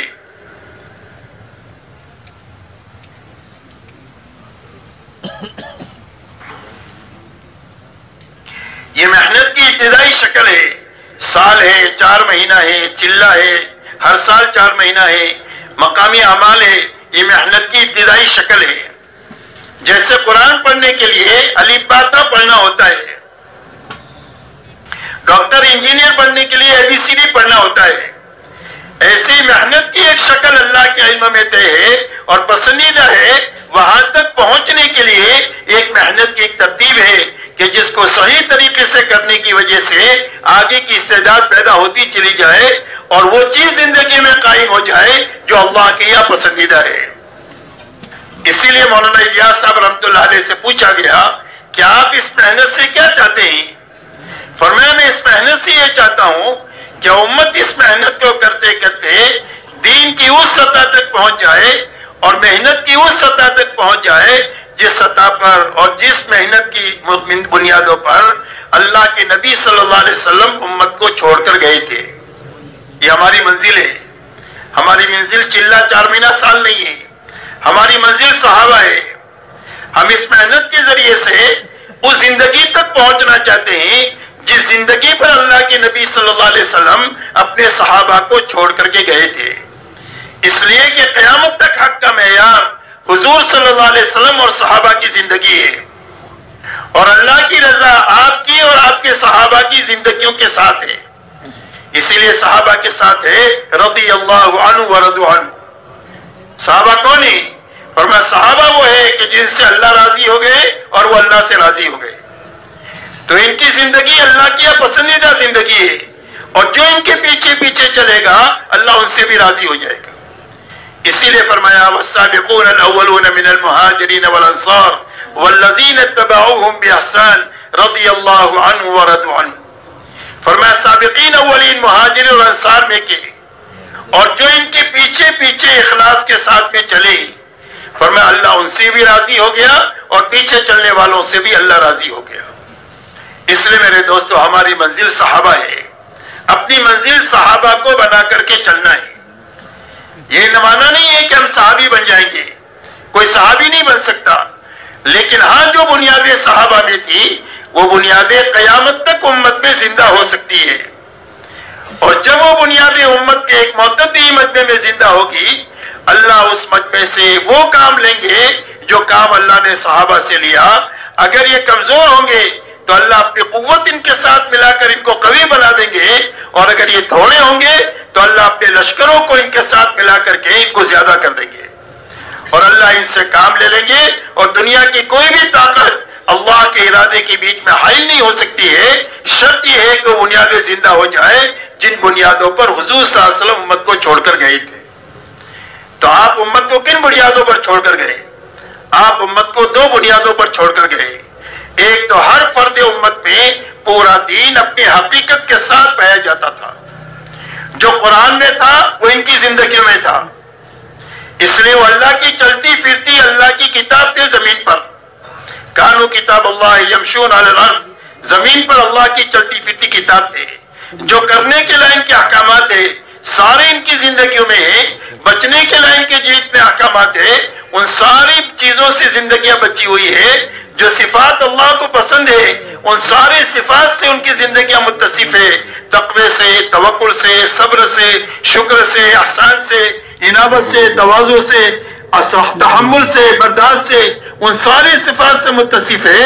حسد سے، کینے سے، نفاق سے، شفاق سے، ساری چیزوں سے زندگیاں پاک ہے۔ اللہ کی چلتی چیزوں سے زندگیاں پاک ہے، اللہ کی چلتی پھرتی زمین پر کتاب تھے۔ اس کے لیے ان کی دعوت ہے اسلموا تسلموا، کا اسلام لاؤ سلامتی ملے گی۔ کا کون سا اسلام؟ فرمایا ہمارے جیسے ہو جاؤ۔ ایک تو پورا دین اپنی حقیقت کے ساتھ ان کی زندگی میں تھا، اس لیے ان کی دعوت ہے اپنے جیسے بننے کی۔ دوسرے انہوں نے اپنی محنت کو اس سطح تک پہنچا دیا جو سطح اللہ کی پسندیدہ کی، اور وہ سطح وہ پسندیدہ ہے جس سطح پر حضور صلی اللہ علیہ وسلم نے 23 سالہ محنت کر کے امت کو پہنچایا ہے۔ اسی لیے آپ کے زمانے میں محنت کی جو سطح تھی وہ سطح یہ تھی کہ ہر ایمان والا اپنی جان اور مال کو دعوت پر اتنی لگائے جتنا کہ دعوت کا تقاضا ہے۔ اس لیے آپ کے زمانے میں تقاضے کی تشکیل تھی کہ جان مال کتنی لگانی ہے، کہ جتنا تقاضا ہے اتنی لگانی ہے۔ ہم اپنے گھر کاروبار میں کتنی لگتے لگاتے ہیں، جتنا گھر کاروبار کا تقاضا ہے اتنا گھر کاروبار میں لگتے لگاتے ہیں، تو سارے تقاضے پورے ہو جاتے ہیں۔ تو ایسے حضور صلی اللہ علیہ وسلم کے زمانے میں محنت کی جو شکل تھی وہ یہ تھی کہ ہر ایمان والا اپنی جان اور مال کو ایمان کے سیکھنے پر اور ایمان کے پھیلانے پر اتنی لگائے جتنا کہ لگانے کا تقاضا ہے۔ یہ پہلی بنیاد ہے لگانے کی۔ دوسری بنیاد لگانے کی یہ ہے کہ ہر ایمان والا اپنی جان اور مال کو اللہ کی عبادت پر اتنی لگائے کہ عبادت میں حقیقت پیدا ہو جائے اور عبادت امت میں زندہ ہو جائے۔ اس لیے کہ اللہ کے خزانوں سے لینے کا راستہ اللہ کی عبادت ہے. ایاک نعبد و ایاک نستعین. اللہ تیری ہی عبادت کریں گے تو جس سے مدد لیں گے. تو اللہ کی مدد کے لینے کا راستہ اللہ کی عبادت ہے. تو عبادت پر جان مال اتنی لگانا کہ عبادت میں حقیقت پیدا ہو جائے اور امت میں عبادت زندہ ہو جائے جتنا کہ عبادت کا تقاضا ہے. نمبر 3 لگانے کی جگہ اخلاق ہے کہ ہر ایمان والا اپنی جان مال اللہ کی مخلوق کو راحت پہنچانے پر اتنی لگائے جتنا کہ اخلاق کا تقاضا ہے. یہ تیسری لگانے کی جگہ ہے کہ اخلاق پر ہماری جان مال لگے. اس لیے حضور صلی اللہ علیہ وسلم کے زمانے میں اور صحابہ کے زمانے میں لگانے کا معیار وہ نہیں تھا جو ہمارے یہاں پر ہے. وہاں تقاضا جتنا تھا اتنا لگایا جاتا تھا. ایک مرتبہ حضرت حسن اور حسین اور عبداللہ ابن جعفر یہ تینوں حضرات سفر پر تھے. ان کی اونٹنی جس پر توشا تھا وہ گم ہو گئی. اب کھانا اس پر تھا. دیکھا بھوک لگی ہے تو انہوں نے دیکھا کہ کچھ کھانے کی جگہ ہے تو دیکھا ایک جھوپڑا ہے. جھوپڑے پر پہنچے تو ایک بڑی بھی تھی, بڑی عمر کی عورت. اس سے کہا اماں جان ہم ہاشمی لوگ ہیں, آپ ہماری مہمانی کرے گی؟ کہا بیٹا یہ سامنے بکری کھڑی ہے, لے آؤ ذبح کر کے میں تمہارے لیے پکا دیتی ہوں, کھا لو. اس عورت کے پاس اس کے سوا کچھ بھی نہیں ہے بکری کے سوا. کہ ذبح کر کے دو میں تمہارے لیے پکا دیتی ہوں. پکایا کھایا چلے گئے کھاتے. شوہر آیا, کہا کیا ہوا بکری کا؟ کہا وہ مہمان آئے تھے ان کو کھلایا. اور انہوں نے کہا ہم ہاشمی لوگ ہیں, کبھی تم کو ضرورت پڑے تو مدینہ میں آ جانا. تو اس بڑی بی پر فاقہ آ گیا تو مدینہ منورہ چلی گئی. مدینہ منورہ میں جب پہنچی تو وہ کچھ شہر بازار میں کچھ کر رہی تھی کام. اتنے میں حسنین میں سے کسی نے ان کو پہچان لیا. یہ بڑی بھی تو وہ ہے کہ جنہوں نے ہماری مہمانی کیا تھا. کہ اماں جان میرے ساتھ گھر چلو. گھر لے کر گئے. اپنے خادم سے کہا کہ اماں جان کو 1000 دینار دو, 1000 بکری دو. 1000 دینار دو اور 1000 بکری دو. اور فرمایا بھائی کے پاس لے کر جاؤ. بھائی کے پاس لے کر گئے. کہ بھائی نے کیا دیا؟ کہ 1000 دینار دیا, 1000 بکری دیا. تو اپنے خادم سے کہا کہ امی کو 1000 دینار دو, 1000 بکری دو. اور فرمایا عبداللہ ابن جعفر کے پاس لے کر جاؤ. حضرت عبداللہ ابن جعفر رضی اللہ تعالیٰ عنہ کے پاس لے کر گئے تو انہوں نے کہا کہ کہاں سے آئی؟ کہا دونوں بھائیوں کے پاس سے آئی. کہا انہوں نے کیا دیا؟ کہا 1000 دینار دیا, 1000 بکری دیا. تو اپنے خادم سے کہا کہ اماں جان کو 2000 دینار دو, 2000 بکری دو. اور یوں فرمایا کہ اگر یہ دونوں بھائیوں سے پہلے میرے پاس آ جاتی تو اس سے بھی زیادہ دیتا. یہ خرچ کرنے کا معیار تھا. تو اپنی اللہ کی مخلوق پر اپنی جان مال اتنی لگانا جتنا لگانے کا تقاضا ہے. حضور پاک صلی اللہ علیہ وسلم نے 23 سالہ پوری امت کو عملی طور پر جان مال لگانے کی ان بنیادوں پر ان کو کھڑا کیا ہے کہ دعوت پر جان مال لگے گی, عبادت پر جان مال لگے گی, اخلاق پر جان مال لگے گی. عملی طور پر بھی اس پر چلایا اور سمجھانے کا موقع آیا تو یہی بات سمجھائی. اسی لیے آپ سے پوچھا گیا ای العمل افضل. فرمایا عمل میں سب سے بہترین عمل کون سا ہے؟ فرمایا الصلاۃ, نماز. اور نماز کہہ کر آپ نے پورا دین مراد لیا. فرمایا ثم, فرمایا بر الوالدین, ماں باپ کے ساتھ حسن سلوک کرنا. یہ کہہ کر آپ نے اخلاقیات کو بیان کیا. آپ کے کلمات جامع ہوا کرتے تھے. فرمایا ثم الجہاد فی سبیل اللہ, اللہ کے کلمے کو پھیلانے کے لیے اپنے آپ کو مٹانا اور کھپانا. عبادت بیان کیا, دعوت بیان کیا اور اخلاق بیان کیا. آپ دنیا سے تشریف لے جا رہے ہیں, جاتے جاتے فرما رہے الصلاۃ الصلاۃ وما ملکت ایمانکم. نماز کو ضائع مت کریو, نماز کے بارے میں اللہ سے ڈرتے رہیو, یعنی اپنے دین کی حفاظت کریو, اپنے ماتحتوں کے حقوق کو ادا کریو. یہ اخلاقیات کو بیان کیا. وہ ماں باپ سب سے اوپر بیان کیا, وما ملکت ایمانکم سب سے نیچے طبقے کو بیان کیا. اور آخری بات فرمائی انفذوا جیش اسامہ, انفذوا جیش اسامہ کی جماعت کو روانہ کرو, اسامہ کی جماعت کو روانہ کرو. یہ کہتے ہوئے آپ اپنے رب سے ملے. اس لیے میرے دوستوں حضور صلی اللہ علیہ وسلم نے پوری امت کو محنت کی ان بنیادوں پر اٹھایا ہے. चौथी लगाने की जगह अपने और अपने घर वालों की जरूरतें हैं, इसलिए कि इस्लाम में मलनपना नहीं है। मलनपना ये गलत लोगों का सेवा है, और नफसानियत ये भी गलत लोगों का सेवा है कि कुछ नहीं करेंगे, किसी मस्जिद का कोना पकड़ लेंगे, घर वालों के लिए बोझ बनेंगे। इस्लाम में इसकी गुंजाइश नहीं है, और नफसानियत की इस्लाम में गुंजाइश नहीं है। नफसानियत कहते हैं मादा परस्ती को, कि आदमी की जिंदगी का मकसद पैसा बन जाए, कि पैसा आना चाहिए, हलाल से आए, हराम से आए, झूठ से आए, धोखे से आए, सूद से आए, पैसा आना चाहिए। ये नफसानियत है, ये गलत लोगों का मिजाज है। इस्लाम इन दोनों के बीच का सिराते मुस्तकीम है कि हर मुसलमान की घरेलू जिंदगी होगी, हर मुसलमान की कारोबारी जिंदगी होगी, लेकिन दीनदारी के साथ होगी और दीन की मेहनत के साथ होगी। ये दो जिम्मेदारी है हर मुसलमान की, दीन और दीन की मेहनत, दीन और दीन की मेहनत, दीन और दीन की मेहनत, और दोनों जिम्मेदारियां यकसा है। दीन भी जिम्मेदारी है और मेहनत भी जिम्मेदारी है। इसीलिए दीन में कमी आई तो तंबी आई, और दीन की मेहनत में कमी आई तो तंबी आई। बदर में ईमान में भी कमाल है और इत्तिबा में भी कमाल है तो मदद आ गई, और हद के अंदर में इत्तिबा में कमी आई तो आप देखो तंबी आई। और हद में इत्तिबा में कमी आई थोड़ी सी इज्तिहादी गलती की वजह से, और अल्लाह ने माफ कर दिया ताकि क़यामत तक कोई सहाबा के ऊपर उंगली ना उठाए। इसलिए कि जो काम नबी से मुनासिब थे अल्लाह ने नबी से करवाए, और जो नबी की असमत के मुखालिफ थे अल्लाह ने सहाबा से करवा करके दीन की तकमील कर दिया, ताकि अमली तौर पर पूरी उम्मत के सामने पूरा पूरा दीन अमली तौर पर आ जाए। इसलिए सहाबा से अल्लाह ने वो काम करवाया।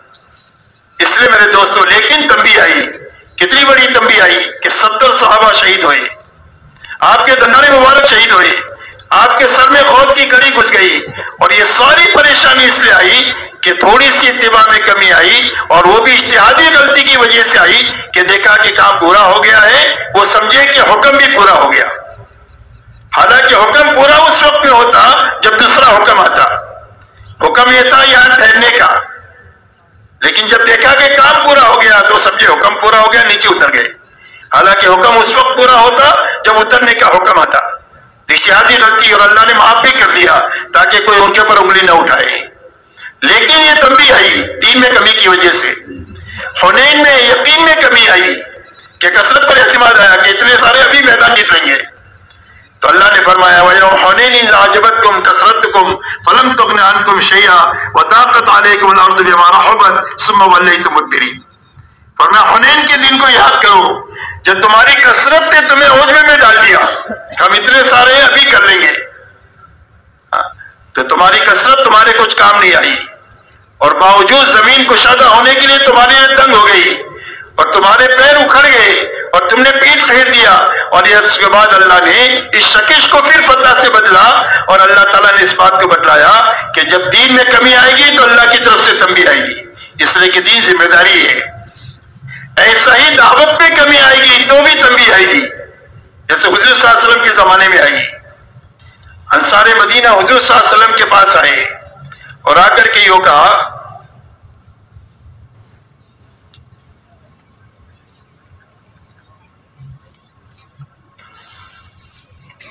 कि अल्लाह के रसूल दीन के बड़े मददगार हो गए।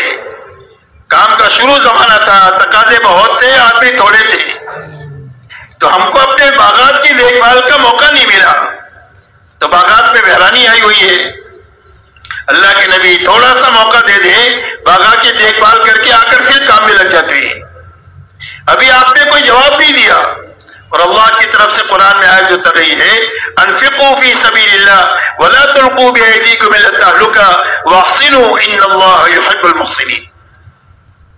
अल्लाह जल्ल शानो फरमाते हैं कि खर्च करते रहो, लगते रहो, लगाते रहो, और अपने हाथों अपने आप को हलाकत में न डालो। तुम्हारा दीन की मेहनत को छोड़कर अपनी दुनिया के संवारने में लगना, जिसमें तुम अपने लिए नजात समझ रहे हो, तुम्हारा खालिक पैदा करने वाला तुम्हारे लिए उसमें अपने तुम्हारे लिए हलाकत देख रहा है। इसलिए कि वो रास्ता जहां तुम जाना चाहते हो वो गैर यकीनी रास्ता है और लंबा रास्ता है। जिंदगियों के बनने का गैर यकीनी रास्ता है कि उस रास्ते से जिंदगी बनेगी, यकीनी रास्ता नहीं है, और लंबा रास्ता है। جائے گی، نسلیں گزر جائے گی اور مسائل حل ہو کر کے نہیں دیں گے. اور جس راستے پر تم ہو وہ زندگیوں کے بننے کا یقینی راستہ ہے اور شارٹ کٹ راستہ ہے.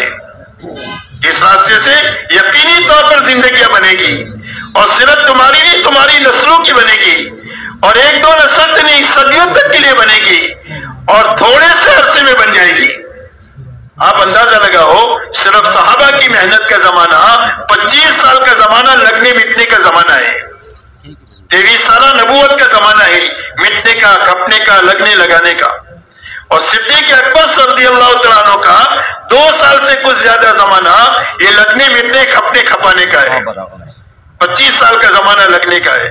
لیکن اس کے بعد تو اللہ نے اتنا دیا کہ صدیوں تک وہ کھاتے اور کھلاتے رہے، وہ اور ان کی نسلیں کھاتی کھلاتی رہی اور ختم ہو کر کے نہیں دیا.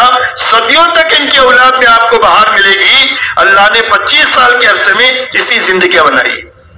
صحابہ 1000 سال تک دنیا کے راستے سے دنیا پر محنت کرتے تو اتنا نہیں مل سکتا تھا جو اللہ نے ان کو صرف 25 سال کے عرصے میں دیا ہے. اور صرف ان کو نہیں، یہ قیامت بلکہ صدیوں تک کے لیے ان کی نسلوں کو دیا ہے. اس لیے میرے دوستو یہ دونوں ذمہ داری ہے. اس لیے فرمایا کہ ہر آدمی کی گھریلو زندگی ہو، کاروباری زندگی ہو، لیکن دینداری کے ساتھ ہو اور دین کی محنت کے ساتھ ہو. زندگی کی کیا ترتیب ہو؟ کہ زندگی کی ترتیب یہ ہو کہ جب اللہ کا حکم آ جائے یا دین کی محنت کا تقاضا آ جائے تو اس کے مقابلے میں خواہش کو توڑ دیں گے، چھوڑ دیں گے، قربان کر دیں گے اور اپنی دنیاوی تقاضوں کو صرف آگے پیچھے کریں گے. چھوڑنا کسی چیز کو نہیں ہے اور نہ چھوڑنے کا حکم ہے. اور ہم چھوڑ بھی کیا سکتے ہیں؟ کہ وہ کیا چھوڑ سکتے ہیں؟ کھانا چھوڑ سکتے ہیں. اگر 24 گھنٹہ نہ کھائے تو اور 24 گھنٹہ نہ سوئے تو دن میں تارے نظر آ جائیں گے. اس لیے چھوڑنا ہمارے بس میں ہے ہی نہیں، نہ حکم ہے. اس لیے چھوڑنا کسی چیز کو نہیں ہے، صرف دنیاوی تقاضوں کو آگے پیچھے کرنا ہے. اس کا نام ہی اللہ قربانی دیتے ہیں.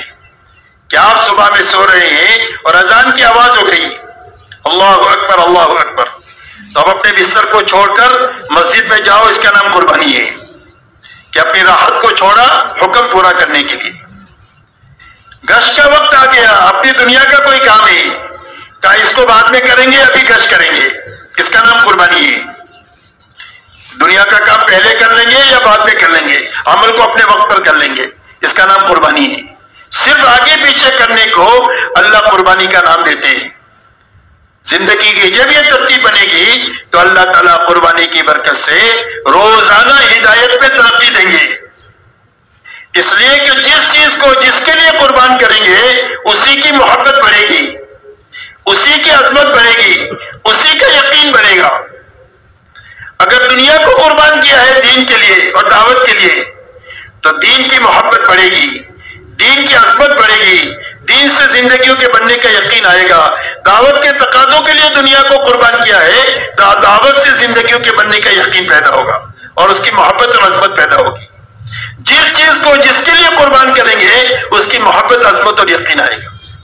اس لیے میرے دوستو ملنگ پنا بھی نہیں ہے اور نفسانیت بھی نہیں ہے. اس لیے فرمایا چوتھی لگانے کی جگہ ہے اپنی اور اپنے گھر والوں کی ضرورتیں ہی. اور ہر انسان کی 5 ضرورتیں ہیں، کھانا ہے، کپڑا ہے، مکان ہے، سواری ہے اور شادی ہے. ان ضرورتوں کو خود کے لیے بھی حاصل کرنا ہے اور اس میں لگنا بھی ہے. اپنے متعلقین کی ضرورتوں کو حاصل کرنے میں بھی لگنا ہے اور اس کے پورا کرنے میں لگنا ہے. لیکن بقدر ضرورت لگنا ہے، اسراف سے بچ کر کے لگنا ہے. یہ محنت کا صحیح رخ ہے. بقدر ضرورت لگنا ہے اور اسراف سے لگنا ہے، اسراف سے بچ کر کے لگنا ہے. اس لیے کہ ضرورت کی حد ہے اور اسراف کی کوئی حد نہیں ہے. اسراف کی مثال اللہ والے فرماتے ہیں آگ کی آگ میں کتنا بھی لکڑی ڈالو سب کو جلا دے گی، اس کا پیٹ بھرے گا ہی نہیں. امت کا المیہ یہ نہیں ہے کہ امت کے پاس جان مال نہیں ہے، امت کے پاس جان مال بہت ہے، لیکن مشکل یہ ہے کہ زندگی میں اسراف داخل ہو گیا. اسراف داخل ہو گیا کھانوں میں، کپڑوں میں، مکانات میں، شادیوں میں. ہم سوچ نہیں سکتے اتنا خرچ کرتے ہیں شادیوں میں. یہ بتانا مناسب نہیں ہے. ایک ساتھی نے بتایا کہ شادی میں اتنا خرچ کیا. آپ کبھی سوچ نہیں سکتے ہم کہ کبھی اتنا خرچ شادی میں ہوتا ہے، اس لیے کہ ہماری معاشرت کی بنیاد تو سادگی ہے۔ صحابہ نے شادیاں کیا ہے، حضور صلی اللہ علیہ وسلم نے شادیاں کیا ہے، آپ نے اپنی بیٹیوں کی شادیاں کرائی ہے، کس سادگی کے ساتھ کرائی وہ ہمارے سامنے ہے، وہی ہمارے لیے نمونہ ہے۔ آج کے ناچنے کودنے والوں کی زندگیاں ہمارے لیے نمونہ نہیں ہے کہ ان کی زندگیوں کو دیکھ کر ہم اپنے شادیوں میں خرچ کریں۔ اس لیے بقدر ضرورت ان ضرورتوں کے حاصل کرنے میں بھی لگنا اور اس کے پورا کرنے میں بھی لگنا اور اسراف سے بچتے ہوئے لگنا، لگنے کا بھی ثواب ہے اور پورا کرنے میں بھی ثواب ہے۔ صرف ضرورت پوری نہیں ہوگی بلکہ ثواب بھی ملے گا۔ اسی لیے حدیث پاک میں آتا ہے کہ قیامت کے دن آدمی کے عمل نامے میں سب سے زیادہ وزنی صدقہ وہ ہوگا جو حلال طریقے سے اپنے بیوی بچوں کو کھلایا ہے۔ ہاں، وہ دنیا نہیں ہے، دین ہے، کمانا بھی دین ہے، خرچ کرنا بھی دین ہے۔ شرط یہ ہے کہ بقدر ضرورت ہو، اسراف سے بچ کر کے ہو۔ محنت کا یہ رخ حضور صلی اللہ علیہ وسلم نے قائم فرمایا 23 سال میں، اور اس 23 سال میں قائم کرنے کا نتیجہ یہ ہوا کہ صدیوں میں جو نقصان ہوا تھا اس کی تلافی سالوں میں ہو گئی۔ حضرت عیسیٰ علیہ السلام اور حضور صلی اللہ علیہ وسلم کے بیچ میں 650 سال کا زمانہ ہے جس میں کوئی نبی نہیں آئے۔ اس لیے انسانوں میں جہالت آخری درجے کی اور انسانوں میں گمراہی آخری درجے کی، اور یہ جہالت اور گمراہی صرف 23 سال میں ختم ہو گئی۔ کتنے سال میں ختم ہو گئی؟ 23 سال میں ختم ہو گئی، اور یہ دونوں بنیادیں زندہ ہو گئی، علم بھی زندہ ہو گیا اور ہدایت بھی زندہ ہو گئی۔ اس لیے کہ اللہ نے پوری انسانیت کے پنپنے کے لیے 2 بنیادیں اتاری ہیں، ایک ایمان اتارا ہے اور ایک علم اتارا ہے، اور یہ دونوں بنیادیں امت میں زندہ ہو گئی کہ مجمع بن گیا علم اور ہدایت کے اعتبار سے، اور ماحول بھی بن گیا۔ اس لیے ان کی زندگیاں نمونہ بن گئی پورے عالم کے لیے، قیامت تک کے لیے، اور ایسا پاکیزہ ماحول بن گیا کہ ساری انسانیت کے لیے اسلام کی طرف آنے کی راہ ہموار ہو گئی۔ اس لیے میرے دوستو، دعوت کی اس محنت کے ذریعے سے ایک مجمع ایسا بنانا مقصود ہے کہ جس کی زندگیوں میں محنت کی یہ بنیادیں زندہ ہو جائے، کہ جن بنیادوں کو حضور صلی اللہ علیہ وسلم نے امت میں زندہ کیا ہے۔ اب وہ مجمع کتنا ہوگا ہم نہیں جانتے، اللہ جانتے ہیں۔ ہو سکتا ہے 313 سے ہو جائے، بدر میں 313 سے ہو گیا، چھوٹے سے مجمع سے کام ہو گیا، 1.25 لاکھ صحابہ سے کام ہو گیا، اصحاب کہف کی 10 سے ایک چھوٹی جماعت سے کام ہو گیا، ایک نوجوان سے کام ہو گیا۔ سیرت کی کتابوں میں ملے گا کہ ایک نوجوان کے ہاتھوں پورے ملک کی ہدایت کا کام اللہ نے لیا۔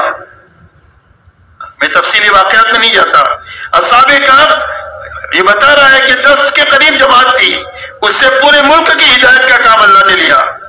بدر میں 313 سے اللہ نے کام لے لیا، اور صحابہ کی 1.25 لاکھ جماعت سے اللہ نے اتنا بڑا کام لیا کہ پوری دنیا کے سوئے ہوئے نصیب کو اللہ نے جگا دیا اور انسانیت کا رخ صحیح کر دیا، اور پوری دنیا کے غلط دائرے کو صحیح دائرے سے بدل دیا ایک چھوٹی سی جماعت اور کمزور جماعت کے ہاتھوں۔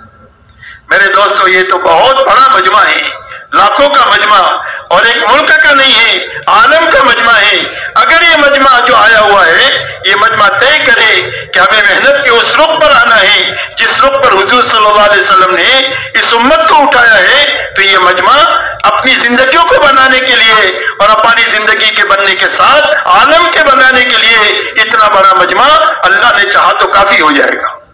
اس لیے میرے دوست یہ مجمع طے کرے کہ ہمیں محنت کے اس رخ پر آنا ہے، کہ بھائی آنا ہے، بھائی کس کو آنا ہے۔ ماشاءاللہ، اللہ تعالیٰ قبول، پورا دنیا سے آیا ہوا پورا مجمع یہ طے کرے کہ ہمیں اس محنت کو ایسی اچھی طریقے سے کرنا ہے اور ایسی پوری طریقے سے کرنا ہے کہ آہستہ آہستہ ہم محنت کے اس رخ پر پہنچے جس رخ پر حضور صلی اللہ علیہ وسلم چھوڑ کر گئے تھے۔ اب وہ رخ جس پر حضور صلی اللہ علیہ وسلم چھوڑ کر گئے تھے میرے دوستو، وہی رخ قیامت تک کے لیے امت کے سنبھلنے کا ہے۔ اس لیے کہ اللہ تعالیٰ نے جس زمانے میں بھی انسانیت کی ہدایت کا ارادہ فرمایا اور حق کو دنیا میں چلانے کا ارادہ فرمایا اور غلط زندگیوں کو اللہ نے ختم کرنے کا ارادہ فرمایا، تو اللہ تعالیٰ نے اس زمانے میں نبیوں کے راستے سے دعوت کی مبارک محنت کو وجود بخشا۔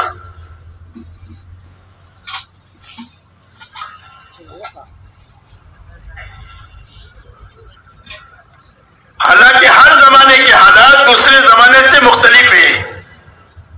کسی زمانے میں ملک والوں کا چلن تھا، کسی زمانے میں مال والوں کا، کسی زمانے میں صنعت اور حرفت والوں کا، اور کسی زمانے میں تجارت والوں کا، کسی زمانے میں باغات والوں کا، کسی زمانے میں اکثریت والوں کا۔ غرض یہ کہ ایک طاقت کا چلن ہر زمانے میں الگ تھا، لیکن ہر زمانے میں حق کو دنیا میں چلانے کے لیے اور غلط زندگیوں کو زیر کرنے کے لیے اللہ نے نبیوں کے راستے سے دعوت کی مبارک محنت کو وجود بخشا۔ لیکن دعوت کا کام بھاری ہے، اس لیے کہ یہ بے طلبوں میں کیا جاتا ہے، چاہے بے طلبی کفر کی وجہ سے ہو اور چاہے ضعف ایمان کی وجہ سے ہو، چاہے بے طلبی کفر کی وجہ سے ہو چاہے ضعف ایمان کی وجہ سے ہو، دعوت کا کام بھاری ہے، اس لیے کہ بے طلبوں میں کیا جاتا ہے۔ اس لیے ہر زمانے میں نبی کی بعثت ایسے زمانے میں ہوتی ہے جب لوگوں میں دین کی طلب ختم ہو چکی ہوتی ہے، اللہ کو نہیں جانتے، نبی کو نہیں جانتے، آخرت کو نہیں جانتے، ایسے زمانے میں نبی کی بعثت ہوتی ہے۔ اس لیے دعوت کا کام بھاری ہے، اس لیے اللہ ہر نبی کو دعوت کی محنت کے ساتھ دعا کی طاقت دیتے ہیں، اور نبی کو یہ بات پہلے دن سے یہ سمجھاتے ہیں کہ ذرا بھی گھبرانے کی بات نہیں ہے، تم اکیلے نہیں ہو بلکہ تمہارے ساتھ میں ہوں اور اپنی تمام تر قدرت اور خزانوں کے ساتھ ہوں۔ اسی لیے حضرت موسیٰ علیہ السلام کو اور حضرت ہارون علیہ السلام کو جب بھیجا فرعون کی طرف، تو ان دونوں بزرگوں نے یہ کہا کہ ہمیں تو یہ ڈر لگ رہا ہے کہ فرعون ہمیں قتل کرے گا اور ہمارے ساتھ سرکشی کرے گا، ہمارے سے غلطی ہو گئی، آدمی مر گیا ہے اس کا، تو اس کے بدلے میں ہم کو قتل کرے گا۔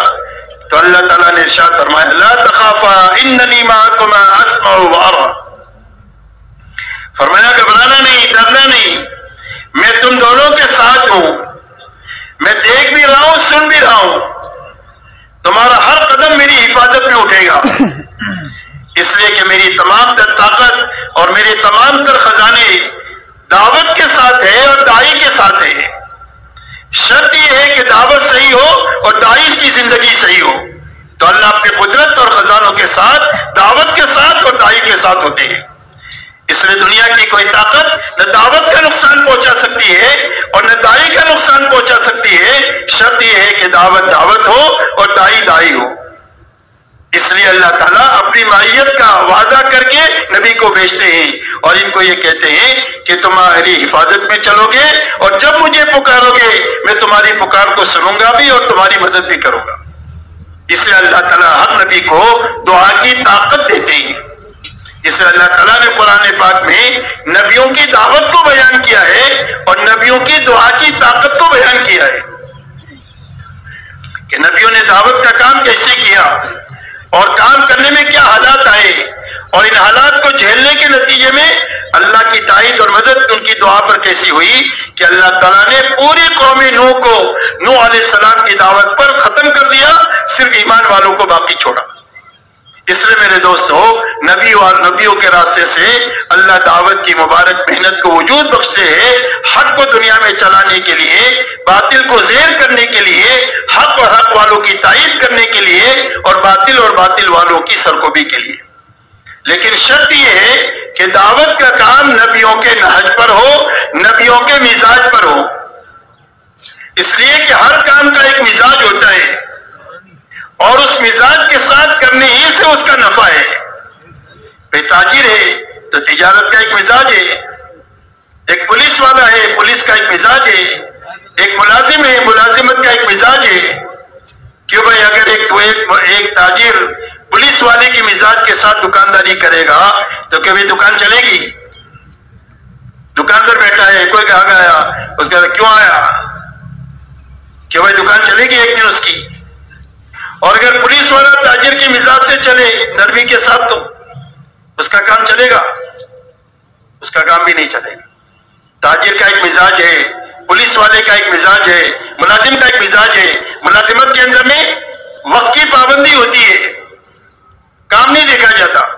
8 گھنٹہ کام کرنا ہے، 8 گھنٹہ پورا ہو گیا، 10 آدمی لائن میں کھڑے ہیں، وہ اپنا دفتر بند کر کے جائے گا، بولے کل آؤ۔ یہ ملازم کی زندگی ہوتی ہے۔ اور ایک تاجر کا مزاج ہوتا ہے کہ تاجر کے مزاج میں کام ہوتا ہے کہ بھئی کام اصل ہے، وقت کے جو ہے کتنا بھی لگے، اس لیے ایک آدمی 10 گھنٹے دکان چالو رکھتا ہے، لیکن وقت آ گیا اور 10 آدمی دکان پر کھڑے ہیں کہ بھئی کہے گا کل آؤ، کہ بھئی تاجر کیا کرے گا؟ سب کو سودا دے کر دکان بند کرے گا، بھلے 2 گھنٹہ زیادہ لگے، اور عید کی رات میں پوری رات دکان کھلی رکھنا پڑے گا تو پوری رات کھلی رکھے گا، اس لیے کیا تاجر کے مزاج میں کام کی رعایت ہے۔ ایسا ہی میرے دوستو نبیوں کا ایک کام ہے، اور نبیوں کے کام کی ایک بنیادیں ہیں۔ سب سے پہلے نبیوں کا کام یہ ہے کہ بے طلبوں میں جانا، یہ کام ہے۔ نبیوں کا کام پہلا ہے کیا؟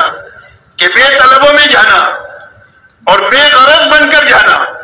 اس لیے ہمارے کام کی بنیاد یہ ہے کہ بے طلبوں میں جانا اور بے غرض بن کر کے جانا۔ کہاں جانا؟ اپنے محلے میں، پڑوس کے محلے میں، پڑوس کی بستیوں میں، اپنے اطراف کے ضلعوں میں، اپنے صوبے میں، اپنے ملک میں اور عالم میں، جہاں جہاں بے طلبی ہے وہاں اپنے گھر سے لے کر عالم میں ہم جائیں گے۔ جانے کے لیے اپنی جان لگانا، اپنا مال لگانا، کسی سے کچھ لینا نہیں۔ اگر کوئی استقبال کرے تو اس سے کچھ مانگنا نہیں، اور اگر کوئی برا بھلا کرے اور اگر مارے پیٹے تو جہالت کا جواب جہالت کے ساتھ نہیں دینا، بلکہ صبر کرنا، برداشت کرنا، تحمل کرنا اور کام کے مزاج کے ساتھ کام میں چلنا۔ اس لیے نبوت کے مزاج میں سب سے بڑی بات یہ ہوتی ہے کہ جو کہتے ہیں عملی زندگی ان کی ایسی ہوتی ہے۔ پہلی بات کیا ہے؟ فلسفی میں اور نبوت میں یہی فرق ہے۔ فلسفے میں باتیں ہی باتیں ہوتی ہے اور نبوت میں کام ہی کام ہوتا ہے کہ جو کہیں گے وہ زندگی میں عملی طور پر ہوگا، اور فلسفی کی یہ باتیں ہوگی کام نہیں ہوگا۔ اس لیے جیسی زندگی جیسی باتیں، جس کی بات کی دعوت اسی زندگی کی، اپنی عملی زندگی بناتے ہوئے دعوت کا کام کرنا۔ اسی کے ساتھ نرمی کے ساتھ نرمی مزاج ہے نبوت کے مزاج میں۔ حضرت موسیٰ اور ہارون علیہ السلام کو اللہ نے حکم دیا کہ تم فرعون کے پاس جا رہے ہو، اس سے نرم بات کرنا۔ حالانکہ فرعون نبوت جس نے الوہیت کا دعویٰ کیا، ربوبیت کا، اللہ فرمایا جا رہے ہیں نرم بات کرنا، شاید نصیحت حاصل کرے اور اللہ سے ڈرے۔ اللہ کے علم میں کہ نہیں ماننے والا ہے، پھر بھی اللہ حکم دے کہ نرمی سے بات کرنا۔ حضور صلی اللہ علیہ وسلم کو اللہ نے حکم دیا، اللہ نے آپ کے بارے میں فرمایا فَبِمَا رَحْمَةٍ مِّنَ اللَّهِ لِنتَ لَهُمْ وَلَوْ كُنْتَ فَظًّا غَلِيظَ الْقَلْبِ لَانفَضُّوا مِنْ حَوْلِكَ۔ فرمایا اللہ کی رحمت سے ہمارے نبی جی آپ نرم ہو گئے۔ اگر آپ میں سختی ہوتی تو آپ کا یہ مجمع آپ کے پاس سے چھٹ جاتا۔ حالانکہ آپ صحابہ کے درمیان میں اپنی اولاد سے زیادہ محبوب تھے، لیکن اللہ یہ فرماتے ہیں کہ اگر آپ کے مزاج میں اور آپ کی بات میں سختی ہوتی تو یہ مجمع آپ کے پاس سے منتشر ہو جاتا۔ لیکن اللہ کی رحمت کا یہ اثر ہے کہ یہ مجمع آپ سے ملا ہوا ہے، جڑا ہوا ہے، اور ہر وقت میں آپ کی اپنی جان کو ہتھیلی میں لے کر آپ کے پیچھے پھر رہا ہے کہ اللہ کے نبی جہاں چاہے آپ لگوا دیجیے۔ نرمی کی وجہ سے یہ مجمع آپ کے ساتھ جڑا ہوا ہے، اس لیے اللہ نے اپنی رحمت سے آپ کو نرم بنایا۔ اس لیے آپ کیا کریں؟ فرمایا آپ اگر ان سے غلطی ہو جائے آپ کے ساتھ تو ان کو معاف کریں۔ فاعفو عنہم، آپ سے غلطی کریں گے، اس لیے کہ سیکھنے کی پیریڈ میں ہی، یہ تربیت کے مرحلے میں ہی، اس لیے کہ آپ سے بھی غلطی ہوگی اور آپ کے کام کے ساتھ میں بھی غلطی ہوگی۔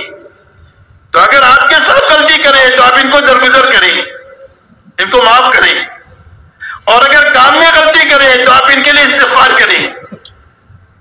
اگر کام میں بھی غلطی کرے تو آپ اللہ سے ان کے لیے استغفار کریں کہ اللہ ان کو معاف کر دے، اور آپ ان کو اپنے سے الگ نہ کریں بلکہ حالات اپنے ساتھ ان کو چمٹائے رکھیں۔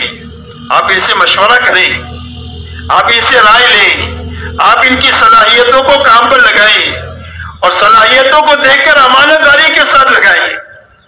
اس لیے کہ ہر نبی کی صفت ہے انی لکم ناصح امین، کہ میں تمہارا خیر خواہ بھی ہوں اور امانت دار بھی ہوں۔ اس لیے خیر خواہی کے ساتھ ہر آدمی کے ساتھ معاملہ کرنا اور ہر آدمی کے ساتھ امانت داری کے ساتھ معاملہ کرنا۔ تو امانت داری کس کو کہتے ہیں؟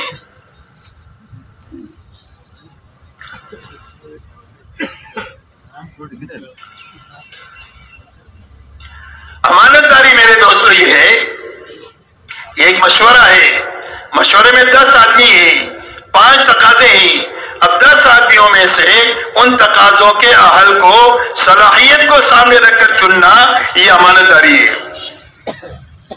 اس بنیاد پر نہیں کہ میری پارٹی کا ہے، میرا ہم خیال ہے، اس لیے نہیں کہ میری برادری کا ہے، اس لیے نہیں کہ میری قوم کا ہے، ہماری کوئی بنیاد نہیں ہے، نہ قوم ہے، نہ علاقہ ہے، نہ زبان ہے، اور نہ رنگ روپ ہے، ہمارا تو ایک کام ہے، اور اس کام کی مصلحت سارے مصلحتوں پر مقدم ہے، کام کے مفادات ہیں، سارے مفادات پر مقدم ہے۔ حضور پاک صلی اللہ علیہ وسلم نے اپنی پوری زندگی امت کو یہ بات سمجھائی ہے کہ کام کا مفاد سارے مفادات پر مقدم ہے۔ اس لیے بدر میں جب غیروں نے مبارزت کے لیے دعوت دیا ہے تو جو 3 صحابہ کو آپ نے بھیجا ہے وہ تینوں آپ کے سب سے زیادہ قریب ہیں جن کو آپ نے مبارزت کے لیے بھیجا ہے، کہ کام کا مفاد سارے مبارزت پر مقدم ہے۔ غزوہ خندق میں عمر ابن ود نے جب مبارزت کی دعوت دی ہے اور حضرت علی رضی اللہ تعالیٰ عنہ جب کھڑے ہوئے ہیں تو آپ نے فرمایا ود ہے، تو فرمایا ولو ود، فرمایا ود میں جاؤں گا۔ تو آپ نے حضرت علی بن ابی طالب رضی اللہ تعالیٰ عنہ کو اتنے بڑے کام کے لیے بھیجا کر یہ بات کو بتلایا ہے کہ کام کے مفادات سارے مفادات پر مقدم ہیں۔ آپ نے حضرت عبداللہ ابن جعفر کو، عبداللہ ابن رواحہ کو اور حضرت زید ابن حارثہ کو، یہ تینوں قریبوں کو اتنے بڑے کام کے لیے بھیجا ہے اور باہر جی کر اس بات کو بتلایا ہے کہ کام کے مفادات سارے مفادات پر مقدم ہیں۔ اس لیے میرے دوستو اہل کو تلاش کر کے کام کو لیے استعمال کرنا، اس لیے کہ جب کام نااہلوں کے حوالے ہو جائے گا تو کام ضائع ہو جائے گا۔ اس لیے ہمارے کام میں تعصب بھی نہیں ہے اور تحزب بھی نہیں ہے، ہمارے یہاں عصبیت نہیں ہے اور ہمارے یہاں پارٹی بندی نہیں ہے۔ مولانا احمد علی لاہوری رحمۃ اللہ علیہ نے ایک مرتبہ مولانا یوسف صاحب رحمۃ اللہ علیہ سے یہ فرمایا کہ مولانا آپ کا کام تو بہت بڑا کام ہے، لیکن مجھے آپ کے کام پر 2 خطرے ہیں، اللہ اس کام کو ان دونوں خطروں سے محفوظ رکھے۔ فرمایا ایک خطرہ تعصب اور تحزب کا ہے کہ کہیں عصبیت نہ پیدا ہو جائے، ان میں مختلف علاقوں سے آتے ہیں، مختلف زبانوں کے لوگ آتے ہیں، مختلف رنگ و روپ کے لوگ آتے ہیں، کبھی ان کی عصبیت کی رگ جاگ نہ جائے اور کبھی ان کے اندر میں تعصب اور پارٹی بندی نہ پیدا ہو جائے کہ ہمارے خیال ہے اور ہماری فکر کا آدمی ہے، ہمارا کوئی خیال نہیں، ہماری کوئی فکر نہیں، ہمارا کام ہے اور کام کا مفاد سارے مفادات پر مکمل ہے۔ ہم اللہ پر جمع ہو سکتے ہیں اور امت کو اللہ پر جمع کر سکتے ہیں، اس کے علاوہ جمع ہونے کی کوئی بنیاد نہیں، یاد رکھے۔ جب اللہ کے علاوہ کوئی بنیاد کام میں آئے گی تو کام ضائع ہو جائے گا۔ اس لیے میرے دوستو تعصب سے بچنا اور تحزب سے بچنا اور غلو سے بچنا اور غرور سے بچنا۔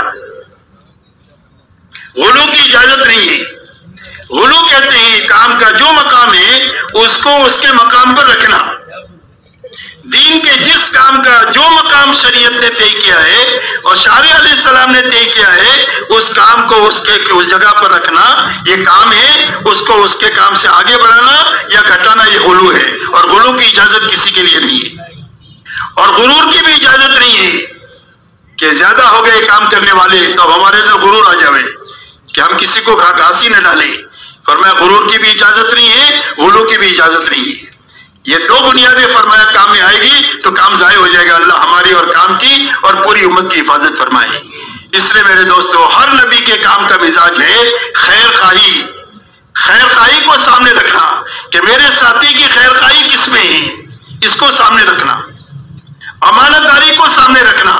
ہر نبی امت کی جان مال کو کام کے مفاد پر استعمال کراتے ہیں کہ جس سے ان کی آخرت بنے اور انسانیت کی آخرت بنے، کہ اپنے مفاد پر کسی کی جان مال نہیں لگاتے۔ کوئی نبی کا کسی سے مطالبہ نہیں ہے، نہ اقتدار کا مطالبہ ہے اور نہ مال کا مطالبہ ہے۔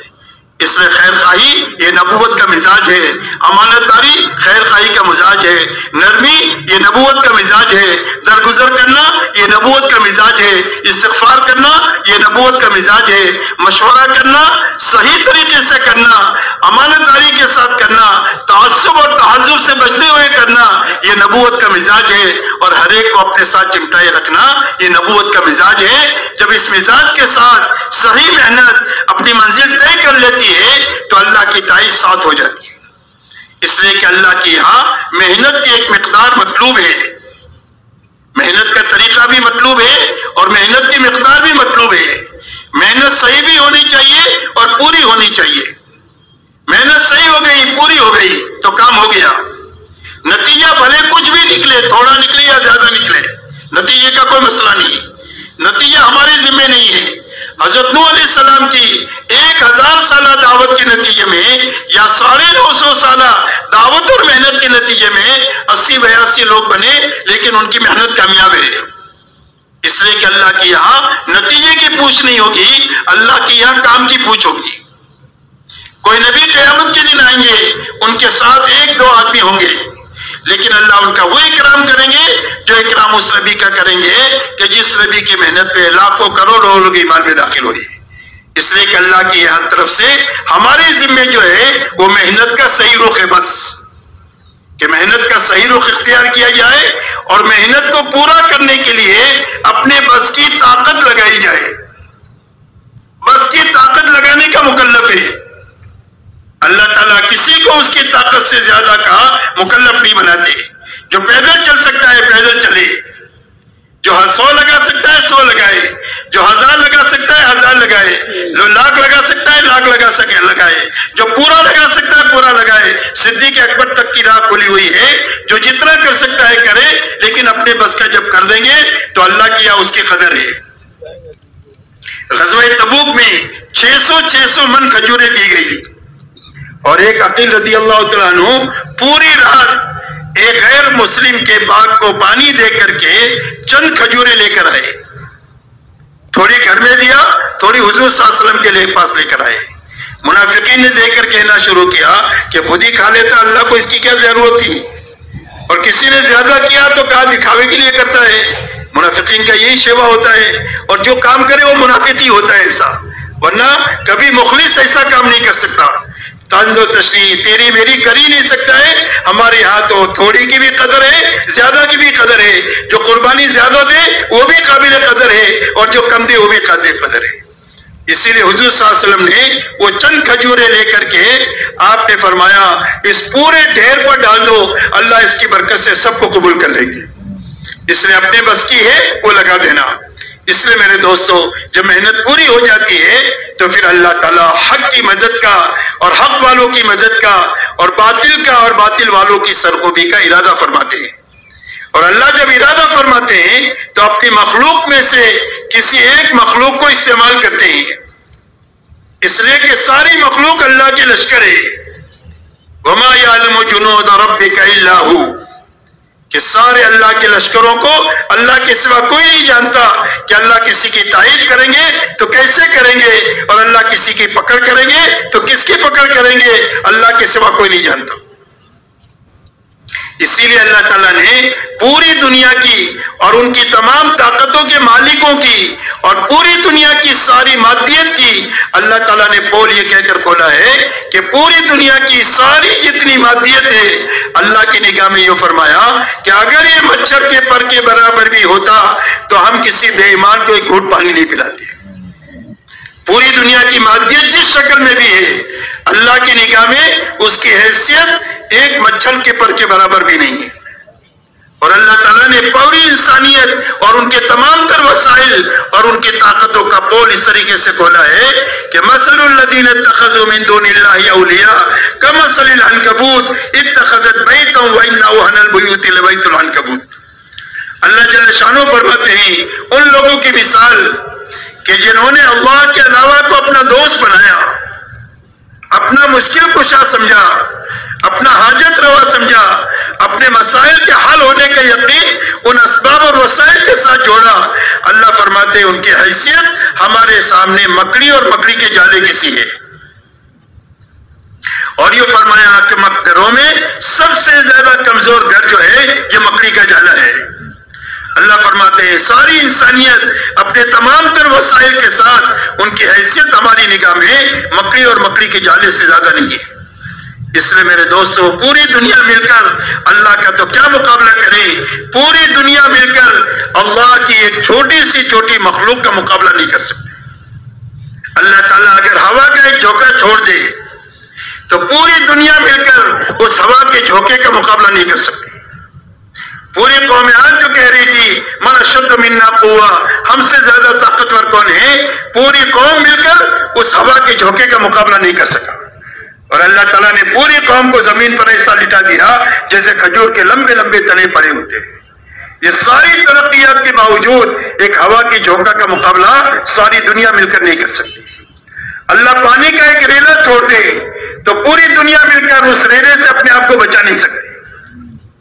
آپ یقین مانو اگر اللہ تعالیٰ پانی کو سرکش بنا دے، ہمارے شہر میں ایک مرتبہ 6 گھنٹے کی بارش ہوئی، 2 بجے سے لے کر شام کو 8 بجے تک اتنی زبردست بارش ہوئی کہ اس بارش کے نتیجے میں پورا شہر پانی میں ڈوب گیا، الیکٹرک کا نظام ختم ہو گیا، بسوں کا نظام ختم ہو گیا، ٹیلی فون کا نظام ختم ہو گیا، موبائل کا نظام ختم ہو گیا، سڑکوں کا ٹرینوں کا نظام ختم ہو گیا۔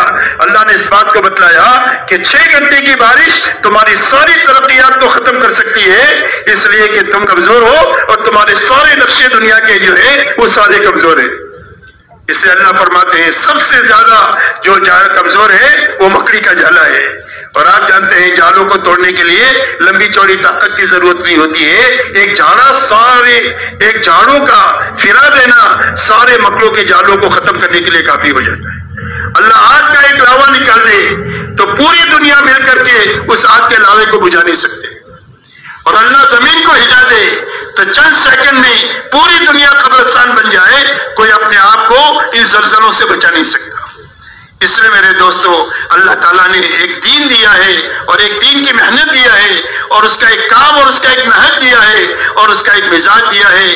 جب کام اپنی صحیح شکل میں اپنی محنت کو پورا کر دے گا تو اللہ اپنی تائید ہمارے ساتھ کر کے اللہ تعالیٰ اپنی تائید سے دنیا کے سوئے ہوئے نصیب کو جگا دیں گے۔ میرے دوستو ساری انسانیت اس تباہی کی دہانے کی طرف جا رہی ہے، اور آج دیکھ لو پوری دنیا کا حال یہ ہے کہ دنیا کی اکثریت وہ ہے کہ اگر آج قیامت قائم ہو جائے تو ساری انسانیت چند سیکنڈ کے اندر میں جہنم میں چلی جائے، کبھی وہاں سے نکل نہیں سکتی ہے۔ یہ پوری دنیا کی اکثریت کا حال ہے۔ 75% انسانیت دنیا میں وہ ہے کہ جو اللہ کو نہیں جانتی، آخرت کو نہیں جانتی، نبی کو نہیں جانتی۔ آج قیامت قائم ہو جائے تو ساری انسانیت مرتے ہی ہمیشہ ہمیشہ کے لیے جہنم میں چلی جائے۔ 75% ایمان والوں کی آبادی وہ ہے کہ جو اکثریت وہ ہے کہ جو اللہ سے غافل ہو کر اور اپنے دین سے بے خبر ہو کر زندگی گزار رہی ہے۔ اس لیے میرے دوستو اللہ نے ایک بڑا کام دیا ہے، اس کام کے بارے میں ہمیں یہ طے کرنا ہے کہ اس کام کا ایک مزاج ہے، اس کام کا ایک نہج ہے، اس کام کی ایک ترتیب ہے، اس کام کی ایک نیت ہے، اس کام کی ایک منزل ہے۔ اس سب کو سامنے رکھ کر صحیح سے صحیح کرتے ہوئے اور اللہ کے سامنے آنسو بہاتے ہوئے اپنے آپ کو چلانا ہے، تاکہ اس محنت کے ذریعے سے اللہ ہم کو بھی بنا دے اور اللہ عالم کو بھی بنا دے کہ بھئی پورا مجمع اس کے لیے تیار ہے۔ اس کے لیے میرے دوستو سب سے پہلے تو ہم پچھلی زندگی پر اللہ سے معافی مانگے کہ آج تک کام کے تعلق سے، کام کے نہج کے تعلق سے، کام کے مزاج کے تعلق سے، کام کی روح کے تعلق سے جو کمی کوتاہی ہوئی، اللہ تعالیٰ اس کو معاف فرما دے، اور آئندہ کام کی جو بنیادیں ہیں ان بنیادوں کے ساتھ اللہ ہمارے لیے کرنا آسان فرما دے۔ اس کا پکا ارادہ کر کے اپنے آپ کو پیش کرنا ہے، پچھلے پر اللہ سے معافی مانگنا ہے۔ اللہ بڑے معاف کرنے والے ہیں۔ اللہ تعالیٰ اگر معافی مانگ لے، ایک آدمی کے گناہ آسمانوں کو چھو جائیں، ریت کی ذرات سے بڑھ جائے، اور اللہ کہہ دے اللہ مجھے معاف کر دے اللہ سے، تو اللہ معاف فرما دیں گے اور فرمائیں گے۔ اللہ فرماتے ہیں کہ مجھے اس کی کوئی بھی پرواہ نہیں ہوگی کہ اتنے بڑے گنہگار کو میں کیسے معاف کروں۔ اس لیے میرے دوستو اللہ سے معافی مانگتے ہوئے آئندہ کے بارے میں طے کرے کہ ہمیں کام کو صحیح کرنا ہے اور پورا کرنا ہے۔ کہ بھائی کیسے کرنا ہے؟ کام کو صحیح کرنا ہے، پورا کرنا ہے، رسم سے بچانا ہے، رواج سے بچانا ہے، اپنی منمانی سے بچانا ہے، اور کام کو اپنی بنیادوں پر لانے کے لیے جس قربانی کی ضرورت ہے اللہ سے مانگ کر تدریجی طور پر اپنے آپ کو اس میں آگے بڑھانا ہے۔ کہ بھائی تیار ہے پورا مجمع؟